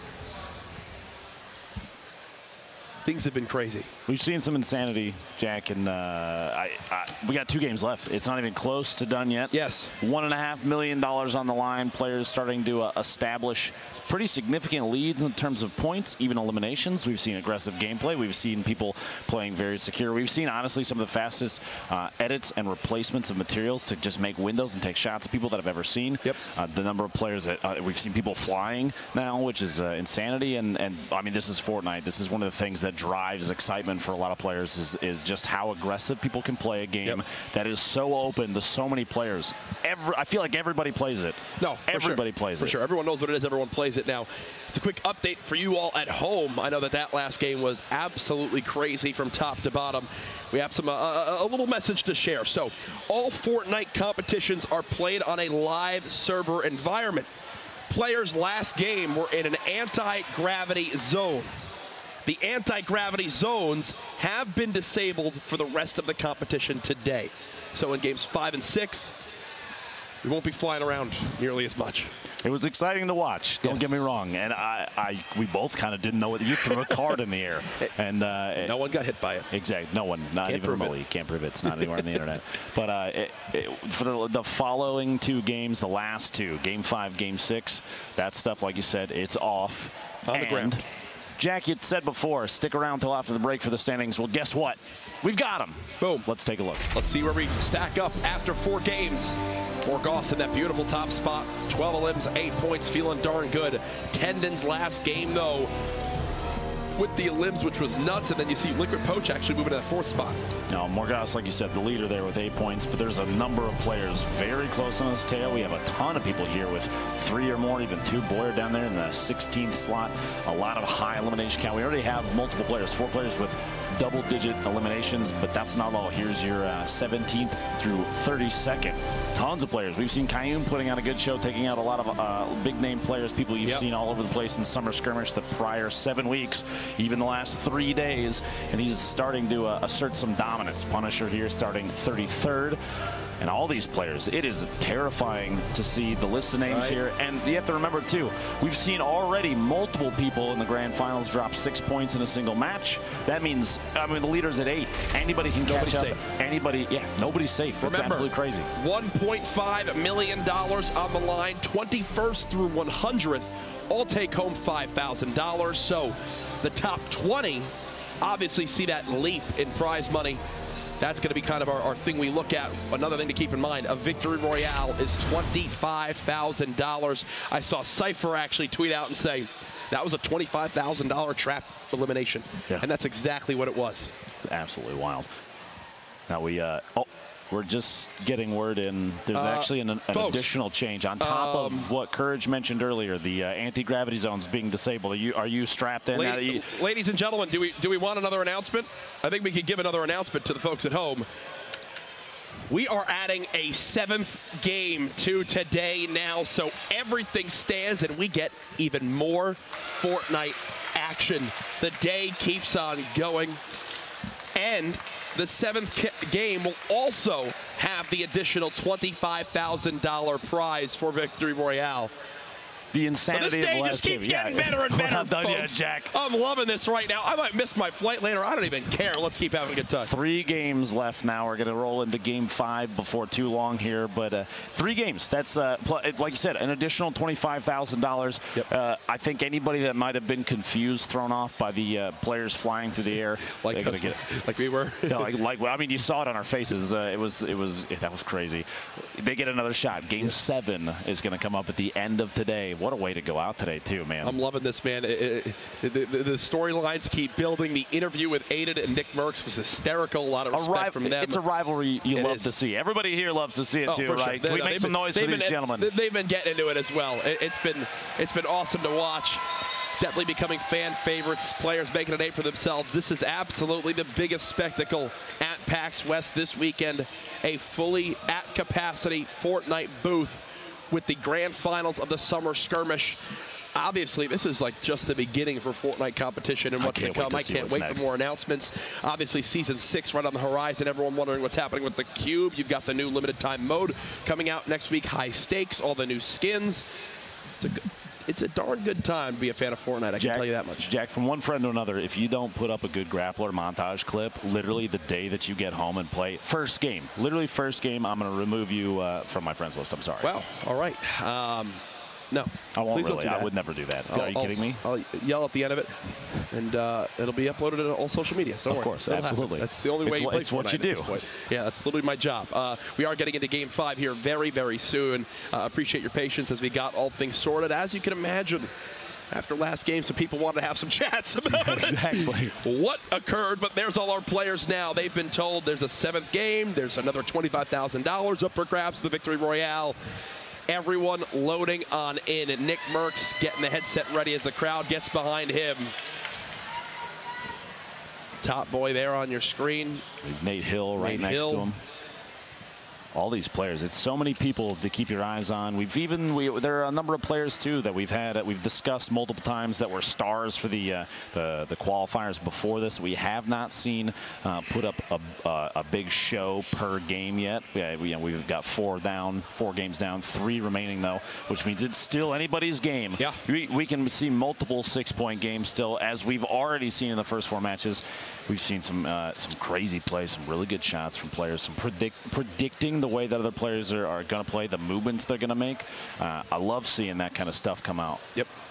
And I believe we're going to get a quick reset on the lobby as one player wasn't connected. So we'll go ahead and get that all sorted before we hop into Game 5.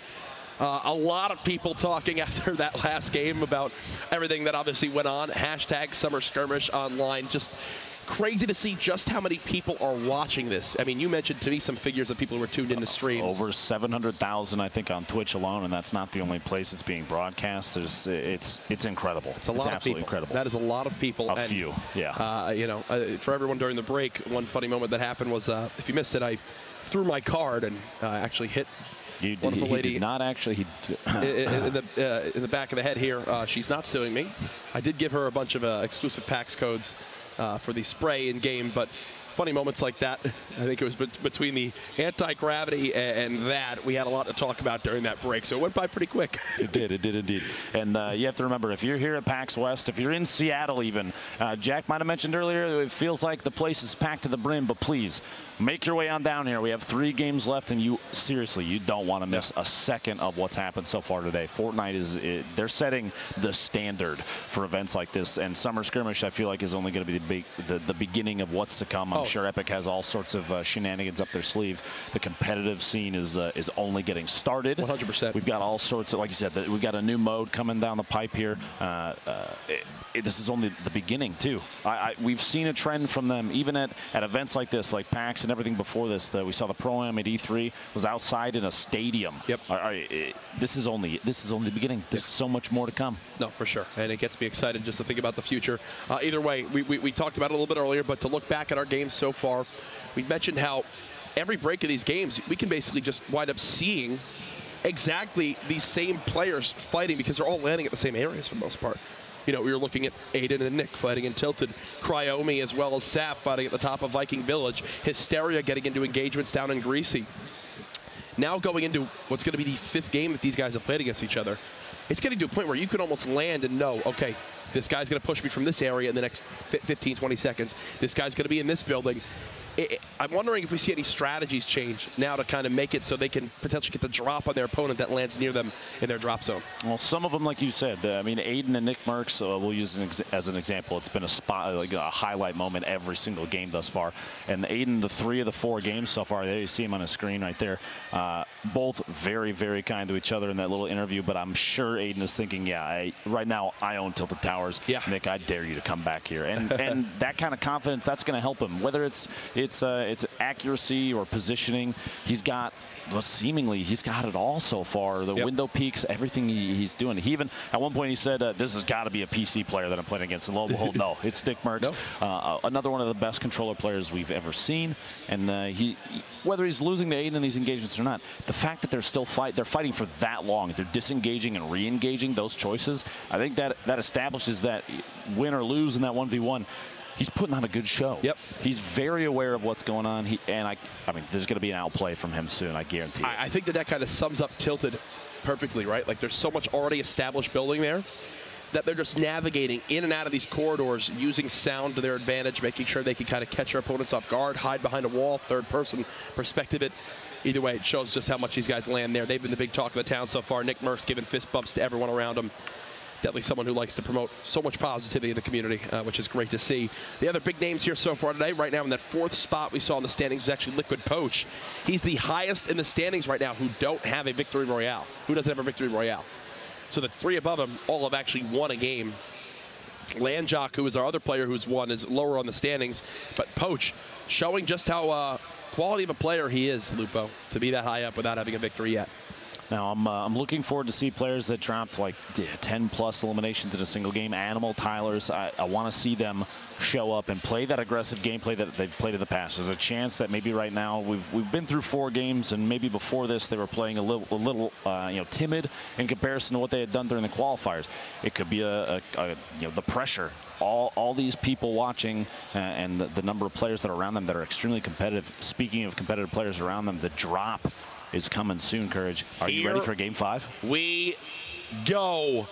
Quick little break, a little reset. We've added another game. We've seen all sorts of stuff. Game 5 is here. The bus has taken off. Remember, each Victory Royale, $25,000 in the bank in prize money. Let's get into the action. Southwest to the far east, going to fly past Lonely Lodge there. You'll see a couple of the Liquid players, pretty well known for going Wailing Woods. They'll wait till a late drop. You've got in your bottom right there Nate Hill from Faze flying in. He's looking towards Fatal Fields. But pretty much everybody, like we've seen, consistent spread. Not a whole lot of engagements. Not a whole lot. There's no more than like 5 or 6 players in a single location. Even less than that, typically.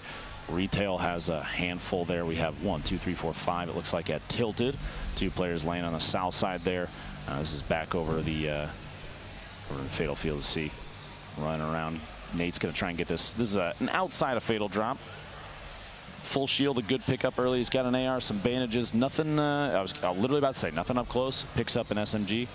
A decent kit early. You'd want to look for a shotgun. But I'd like to point out, Jack, that the anti-grav shield, the bubble is there visually, but just so everybody's aware, the effect itself has been disabled, like we said. So don't worry about the fact that you can see the bubble. Again, it's not engaged right now. Now I just want to go home and fly around the map. I do. turn that into a thing. Either way, here's Ranger, who's got a tactical shotgun and a rocket launcher. Interesting loadout off the break.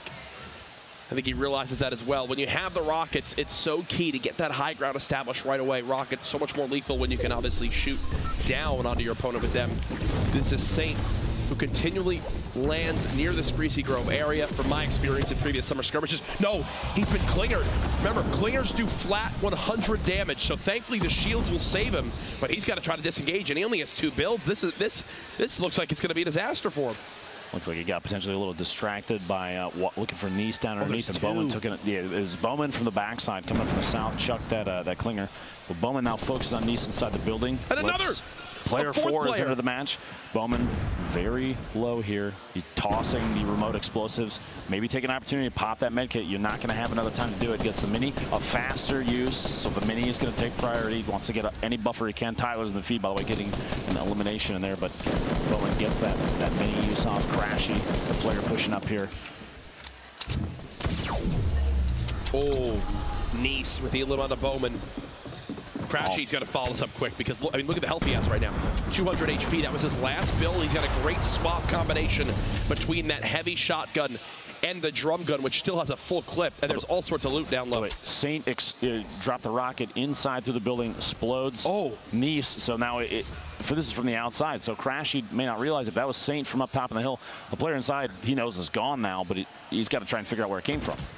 Saint sliding down for a little bit of fall damage there. This is Aiden back in Tilted Towers. Look at his first elimination. Catches Kairos off guard, both dropping on top of the big red apartment building. Comes away with a purple AR too, which is a really good pickup, but it doesn't even matter. Look, he already has a gold AR. He's going to push inside with his chest, and the hope for shield, and I think he just pulled one right there before it got away. It's interesting. This is probably the first game where Nick has actually reached max shield before Aiden. I think Aiden will catch up, though, here soon. Ecstatic, the typical third party in Tilted. Here's your leaderboard for right now. Aiden with an elimination there. Hopefully gets sorted by elimination count. Morgas, though, you see the score. This is your leaderboard sorted by score on the far right side. Morgas was at 8, Blind in second place is 6, Nate Hill, Aiden, Bizzle, and Saf rounding out that top 6. Already 500 material. Such a good med. 3 remote explosives. He's got a swap weapon and upgrades his shotgun. And just for everyone at home, when we say swap weapon, we're talking about the submachine gun. So you can take the pump shotgun shot, and then because there's that delay before you can fire the second shot, instead you swap to a spray weapon, whether it's an SMG, a drum gun. Some people even just use an assault rifle. That's all you have. You know, you got to take the opportunity. The reason being, during that like cooldown period after you take a shot, you see it. Swaps off, and now he's tag bang. Right there. The FPS knowing exactly how to utilize that timing, basically the right amount of AR spray, and then swap back to the shotgun to try and go for another shot. Shotguns hit so hard up close. In these up close fights, every single point of damage matters. If he's accurate, he's in the right amount. He's the right range away before damage drop off takes over. The timing on that can be key. It could be the difference between a one shot and maybe your opponent spraying it down while you're trying to get the shotgun shot off. The FPS is, instead of building himself, he's just going to reset to the high ground. And he's dodging these clingers, so it looks like he's kind of read his opponent perfectly. It's Alpha Amons just inside the build and brick. And look, he's shaking his head. You can see in that camera, frustrated with the position he's in right now. Not a lot of health, very exposed, and the FPS is maxed on HP. And he's going to match the build right now. I think the end might be near for Alpha here soon. Alpha pushing up against the top down on, trying to get the jump shotgun shot. FPS kind of layering away. He's got multiple layers there, basically right at the perfect spot to lay a floor, back up a step, lay another floor. So there's multiple wood platforms being Alpha Amons deciding to go for it. He's trying to get the top down. He's got to hit big shots here. It's 100 HP, 100 shield on his opponent below him.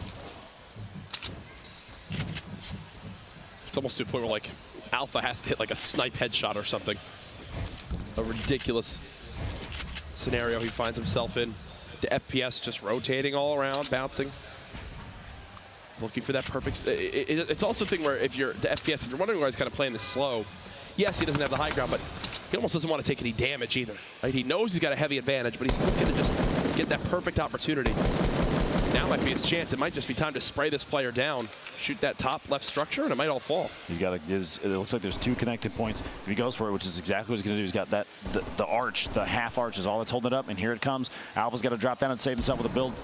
Lands on top of the building, just barely got down fast enough to not take any fall damage, but he's still basically one shot at this point. One pump shot is going to be all it takes. Bush catches him in the corner, and there it is. First elimination for the FPS. An excellent set of plays there. Choosing just the right time to push. Here's another side of the map. Gripmate. Not much useful weaponry in his inventory. What? An 82. I take back everything I've ever said. Catches Landjock, our first winner off guard there. Takata right here in shifty shafts, jump around trying to get the top down on his opponent. Drops in and a big hit. 2 HP left for crashing. He does have a med kit and minis, so he's still, you know, give him 20 seconds. He's back to 150. No, Fade went to drop the porta-fort and it actually spawned above him, so he wasn't safe.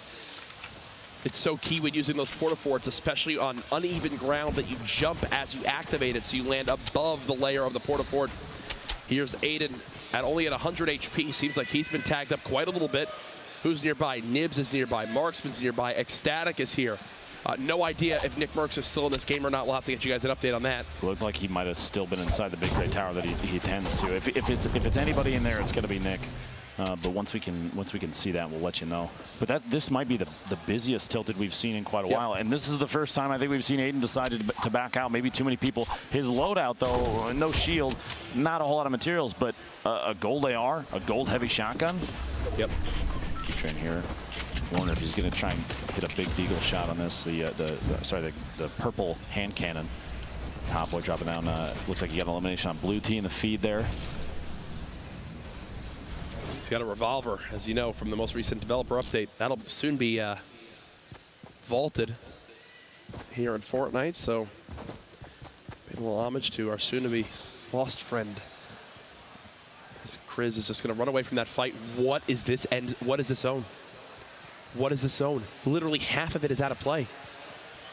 And that's a mountain right there too, Lupo. That's one of the tallest mountains in the game, right above Flush Factory. You see somebody hanging out way north, way outside the zone. Nick is still alive. Nick is still alive. 0 limbs yet, just playing very passively. Nibs is running out. Everyone's fanning on out of here. Nick's Towers.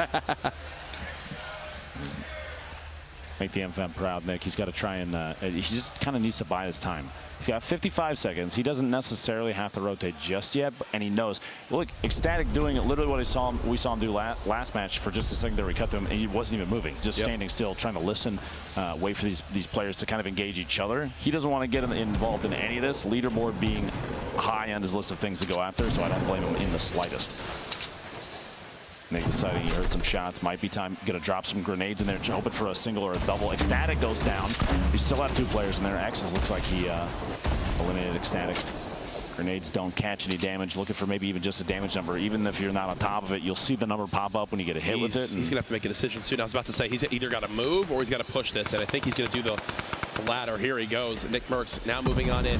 Here's a ton of shots going down, expecting players to be weak. He wants to play this high ground. Sees one inside. Can't get a tag on the player. One off to his right at double L's as well. Nick obviously doesn't know exactly where Exis is with that little HP. There's a 3rd player as well down here too. I think this is Envy Gorilla, I believe at least. It's a shotgun shot off on him. Looks like it was still shield damage. He's going to know that his opponent still has some sort of defense there. He has the weaponry for this. Between the drum gun and the blue pump shotgun. A rare pump shotgun, but he's going to go ahead and fall back for now. He just ran out of Splode ammo too, so he's got nothing left in that grenade launcher. Maybe 3 or 4 more Splode ammo. He could have just kept dropping them in there, kind of expose. And I can tell you, Nick isn't happy to be leaving Tilted at 0 limbs. This is the first game where him and Aiden, I think, both leave Tilted without a single elimination. Jamonk and Faze out here trying to rotate. Looks like southeast. He's going up the ramp. This ramp already built, so he didn't have to waste a whole lot of materials. It's a good option to, especially in competitive games like this. You don't want to burn through a ton of resources. You're gonna, in the future, if you plan on going for late game, you're gonna get caught up close next to somebody and have to most likely take advantage of turbo build. Try and keep a layered defense between you and your opponent. You need all the materials you can get. Look at Cease here. 650 wood, 770 brick, 140 metal. He's sitting on a ton of materials. And he's actually in a little build engagement with Morgoth, who, if you remember, is our 1st place player up to this point. Quick update on the actual eliminations this game. Animal, who's one of the 2 players this week with a 10+ elim game for the victory, actually has 4 elims so far, and still a ton of players left. A handful of players still alive, too. We have Top Boy, Gorilla, Morgas, Rio, Struggs, Tokata, and Tyler's, who are all sitting at 2 eliminations apiece, which means one more for each one of them is a point for this game. And every single point counts. It could be the difference between you know, the 21st through 100 placement prize of 5,000. You got to remember, everybody comes away with 5,000 if they made it to the grand finals, which is huge. But a single point could push you up in the top 20, and that could be massive. A lasering Takata establishes his... Animal, who actually got that elim. That's now 5 for him. 2-point game for Animal. Nibs Saf gets the FPS and the feed there. Oh, it's Nick Merckx out of the zone. Literally immediately clapping here at PAX for Nick. Mars City's eliminated by the storm there in the feed, you see. It's kind of a stalemate here at the edge of the circle. Movement's going to have to happen before too long, and both of these players are established in their little box. They have 1:20. You have plenty of time to make a decision. Nick could drop his campfire too. This is Tyler's and Triz back in the bottom floor, tilted, hanging outside the zone, trying to just peek for that quick shot, and he gets Triz through the top window of that door. He was so far into the zone still. Over to Rio now, spraying that LMG, swapping the Scar, and whoa. Gets the 1 bullet to connect. That's all he needed. Knew he was weak. And that's 3 eliminations for Rio, which gives him a point for this game. And Asteria is still in this. And I can tell you, Asteria, landing greasy. Has been very happy to see this zone since we swapped off. Nicky got tagged, and look at Eman. Back-to-back elims, but then Aiden actually cuts him down. So Aiden and Nick each now with an elim on the board. Aiden actually has 2 right now. He's 1 away from picking up another point for the day. That'd be Aiden's 4th point. Rex is hanging out in his own There's a little box over there. That's the clingers. See the clingers flying over the top of Nick. No help from his AR right there. Not getting any connects. Gosh, I can tell you right now, Nick wishes he had some explodes left from his time in Tilted to be able to use. And that's a brilliant wall. That wall is going to block out the sight line of the player in that build just next to him, so you can put some pop shots down on this player who's trying to run away from the zone. Nick will have to move forward, and that's when this is going to get absolutely awkward for him. Expect the player up top to probably prioritize Nick here.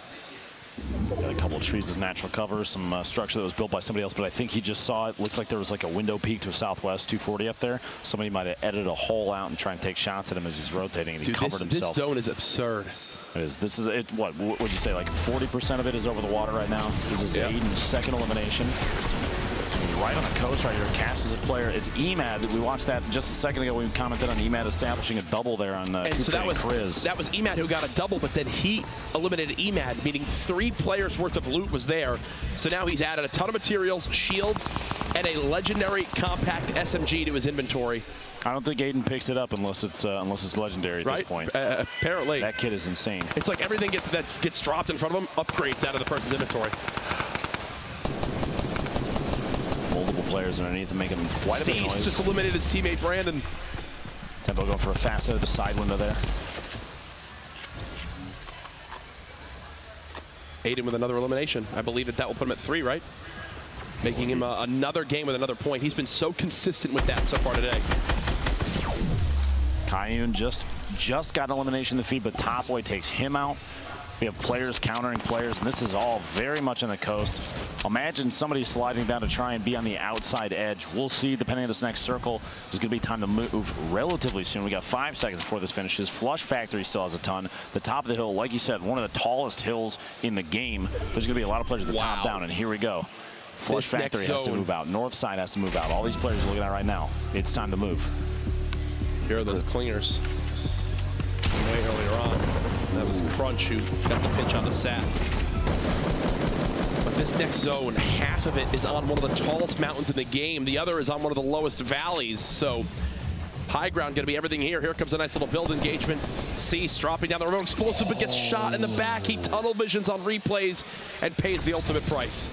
C4 is still sitting up top, so you got to be careful that nobody else maybe notices that and shoots it if you're moving over the top of it. But Aiden here, very top corner, top of the map, edge of the map. He's looking for an edit down on his opponent. He knows that this player has the double barrel. It's got a unique sound effect, which is so key to listen out for. Bolt Naga also has the Rift to Go in his inventory. Maybe in a panic position. He could use that to actually, he might use that here to get the high ground on the top part of the mountain. We'll put him basically all the way up there. They have to move in 30 seconds. There you go, Bolt hiding underneath is the player we were just talking about. Aiden's going to keep watching for him and listening while engaging other players. This is basically taking 2 fights at once, and I think the idea is maybe you can pull an elim from at least one of them while somebody's rotating. Everybody's in front of him or underneath him at this point. Yep. So he knows he's not going to get caught off guard from the back. He's not going to get caught tunnel visioning from any of them. But the top of that hill, Courage, they have vision on literally everything. This is Cease from earlier on. Saw it. Brandon building on up and whiffs the hunting rifle shot, but thankfully for him, Brandon gets quickly cut down, and then I think there was a second player here. I believe that's Morgoss hiding underneath him. Earlier when he take the shot. Also, the same hunting rifle shot, just barely missing again. One of those is going to pay out, but he clips Morgoss on the rotation. Just over the build, too. Here's Asteria, 0 elims so far. Nick Merckx just eliminated Tempo. That puts Nick Merckx at 4 elims. That's at least 1 point. He needs one more elim to put him at 5. Asteria lasers down Aiden. And look, Aiden got a little scared by that. Nick now at 4 elims. Has a point on the board. Nick's got a ton of family here this weekend. It's funny, keeping an eye on his dad every time Nick gets in a fight. I got eyes on him. And he's listening to Neo, actually, someone who, you know from Nick's streams, they game a lot together. Neo's telling him every little bit that's going on, making sure he knows exactly where he stands. He got blessed by this next zone, too. Nick, though, only 49 woods. He's got 4 builds total. It's a Cease from earlier who was just putting on an excellent show. But Nate Hill, look at this, hiding in the shadows up here and takes shots at Cease. The tunnel vision kind of caught Cease off guard there. Nate Hill took advantage of it. I think Merckx, like I said, 4 limbs, 3 builds left right now. He can stay hidden here for so long, though. I mean, he's inside the safe zone. Yep. Look, he's like a ghost. people are just not even going to think of him being down here. Hiding in the shadow, too. Players that even rotate past might not see him hiding. Yep. He's got... This is actually it's an excellent spot for him to be in. Bizzle on the rotation. See player. This might be the most spread we've seen the field for in quite a while. I think a lot of it's the verticality of the mountain. Look at how awkward this is, trying to build on up. I love this camera shot right here. Great stuff production. Sean was catching Kuros on the rotation up the stairs off guard. He's hiding in like a little side chamber there. Time for Bizzle from Ghost Gaming to move up as well. A lot of these players, they're going to decide when to rotate. And it looks like more players are going earlier than we've seen in the past. Oftentimes, we see a lot of players deciding to wait till the last second. But it's because, like you said, the verticality is deciding that right now you need to move. Because not only do you have to build forward, you got to build up. Unfortunately, you can't use your pickaxe to break down the entire mountain. So players have to move early. Ghost Bizzle doing just that, moving towards the zone. I wouldn't be surprised if he makes it into the zone and immediately just boxes on up. Yep, there you go. He's trying to make it close enough. Needs to get right around this corner, and now he's good. Time to box. Ooh, he does take a heavy amount of damage, though, before he's able to get the wall down. Start building those chambers out. Shots are coming out, though. Somebody's trying to challenge this little set of boxes he's building. He's still getting shot from the side. And the reason they're even spraying him even more is his build auto-switched from brick to metal, which is a sign that he's out of brick, which makes you think if he's having to use metal now, he's probably very low on materials. Tfue still in this game as well, alongside Geomach. Replays and Sinful caught at the bottom. This is going to be a fight to stay ahead of the Storm and ahead of their opponent. I feel like both of them are going to get eliminated right here. So Nick Merckx sitting in 4 of them. Is going, maybe looking for his 5th right now, listening. He doesn't have any builds left, so he's chasing. He's going to spray the wall down and catch his Rex inside his own box. That's 2 points for Nick Merckx. Top 20 left. He makes it to top 10. That's another point soon. He does have, and he's got a med kit. That was a smart play from Nick. He goes to pick up the opponent's grenade launcher. He had 0 ammo in his grenade launcher, but Nick was hoping that if he picked up the other grenade launcher there, that there might have been some ammo still left in the clip. Unfortunately for him, there was none, but a sign of a smart player. As, oh my goodness, Hysteria, if he gets sneezed on right now, I think he's eliminated from this one. I think if Nick flexes his traps, Hysteria's character would get eliminated here.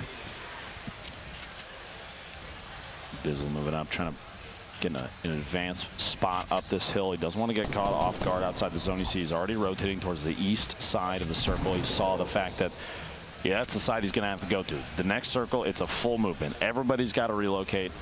You got to get ahead of the zone if you want to move and stay alive.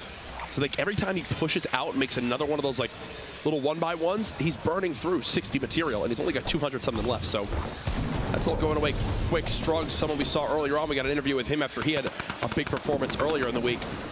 Here comes the zone move. Rio launch pads up to the high ground. Nick Merckx having to go bounce pad time as he's going to try to keep up with the zone. Oh, he's going all the way to the low ground with barely any builds left. Nick's on 6 eliminations right now, by the way. 1 more would put him at 7. That's 3 points. He's got 2 points already from this game. Rio in the fight. Sean trades out that elim. You see Struggs now down. Nate Hill still in this one as well. Nick Merckx with another elimination on Base Soldier. I think that puts Nick at 7 eliminations. 3-point game for Nick Merckx, as this is going to move him way up the scoreboard now. Game now. Another elimination from Nick. That's Tfue down. A statement game from Nick Merckx. And he's got medkits to use. Nick Merckx can win this game. Kevy's super low HP. You've got a whole ton of players above him, and he's sitting pretty down at the bottom. He might have the ability to rotate along the edge of the storm. You see where the location on the mini-map, it's going to carry all the way along the base, and he catches somebody on the way down. He's trying to go for materials. Elim number 9. He needs these materials. Every elimination from here on out is icing on the cake. He's going to push for. He's got a little bit. He's got 7 builds left. Player's just inside. He doesn't realize he's to his left. Nick can only build 7 walls. He's already earned himself 4 points this game. He's got to save those for moving up the hill. He can't waste too much of them right here. Luckily, he's got a little bit of defense here. Somebody already built wood. He's got to move up, though. He can't stay down on the bottom because he's about to be outside the zone. Now's the time, Nick. You got to move. Oh, no. Get inside. Get inside. Here we go. He's in. Solid play. Excellent job staying inside, but he's got players all over him. No! Nick Merckx slides down the mountain. No builds left. It's over. 5 players left alive right now. In 72 hours. Nate Hill, Mac, Povsey. Top 5 situation. Nate Hill already in a brilliant position. Spot 72 hours. That's a free elim, which gives him another point. Remember, if he makes it to the top 3, he earns another. Nate Hill, who is already in our top 5, might be making a move up the leaderboards, folks. 4 players left. He's got no builds, so he's got to use whatever he can for cover. Look at the height difference Mac has done. That's top 3. Another point earned for our remaining players. Povesy's got no builds left, so he's going to get dropped on down. He's got a player right underneath him. Bolt all the way up top. Looking down Nate Hill. This 1v1 situation. Nate Hill still left alive, and Bolt's got the top down on everybody. He might even have an opportunity. He's layering up. He's going for a heal off. He can't drop, though. He might be able to fall down to that next level, but if Nate's able to heal on up a little bit, I'm not sure exactly what Nate has. He can maybe shoot him down. Right now is the perfect time for him to just hang out up top. He's at 95, which means he can start the med kit before the zone closes all the way. He doesn't have to push for the elimination on Nate. There's 5 seconds left. Nate's going to have to try to spray down whatever he can. Bolt Naga can build out one more structure. He's got 0 elims this game. He's been playing for the Victory Royale. He's got a med kit he can heal with. You see position. He's about to position himself on the line, the seam between the two. Nate's got to keep spraying. Nate has to keep spraying. He cannot let this go to a heal off. He knows it as well. He's got to keep spraying. Nate, the game potentially slipping out of his hands. He needs to keep spraying the structure above. Nope, he's not going to be able to out-heal him. This one's done. He's not going to be able to out-heal. He does not have a med kit. This should be a heal-off in favor of Bolt Naga. It's going to come down to the wire. Nate spraying, doing whatever he can, but it's not enough. 0 eliminations, by the way. But the Victory Royale, the $25,000 richer. God, because that's he some played, good YouTube clickbait. He played smarter than anybody else. Waited until the very last second and got the heal off. See Nate a little disappointed in the fact that he got caught off guard. No builds left underneath. He had to just try and spray down, and even a little amount of metal that he had left was enough for Bolt to secure just the platform he was standing on and get himself a Victory That's Royale. the name of the game right there, though. Yeah. It's a BR. Victory Royale is something everyone wants to achieve. That's 3 points, 0 limbs. It does not matter. He outlasted everyone in the lobby. Congratulations to him. You know, Nate's, I think, his window of opportunity, and it was awkward because the metal was just starting to build as he was trying to heal from that last fight. But once that metal finishes, from that range, too, with the damage fall, I mean, it takes so much to break through that structure. Now, that, I believe, is Nate's second place on the day so far in these grand finals. But we should still feel good about it. I believe it's 7 points total for him, which, if my calculations are correct, is 2nd place, which is insanity. And he still has 2 games left. We got Game 6 and the surprise Game 7 coming at you right after that. I think we got some replays to look at as we get ready for the next lobby to start on up. Nick Merckx, big game from him. Got the 7 elims he needed. I believe he finished with 8. He did indeed, and that's 3 points. Didn't make it, I believe, to the, actually, he did get top 10, so 4 points total from this game. Yep. See, the perfect time, catches Lene pushing up the ramp. So many different angles that players can be hiding in. Tracks one all the way down to the bottom, literally sitting on Poach as he tries to box Nick Merckx out, and it was not fast enough. And this was the big moment for Nick to get him to a 2-point game. You push forward, drum gun in hand, you spray down the wall. And look at from Nick's perspective how low he was down on the ground. It's a good job. Base holder wasn't focused on him. Nick gets a free elim there in the final moments. No builds left. He knew it was done. He knew it was over, but he's got to be proud of that performance either way. Make it into the top 10 with 8 elims. That's the game Nick needed. One pop-off performance. Could be the difference in a $1.5 million tournament between $5 grand and maybe 25 grand. We'll see. That's quite a bit of money, Jack. It is quite a bit of money. Also from Ghost, we've talked so much about how great the organization is doing this weekend. Bizzle had some great performances in this game.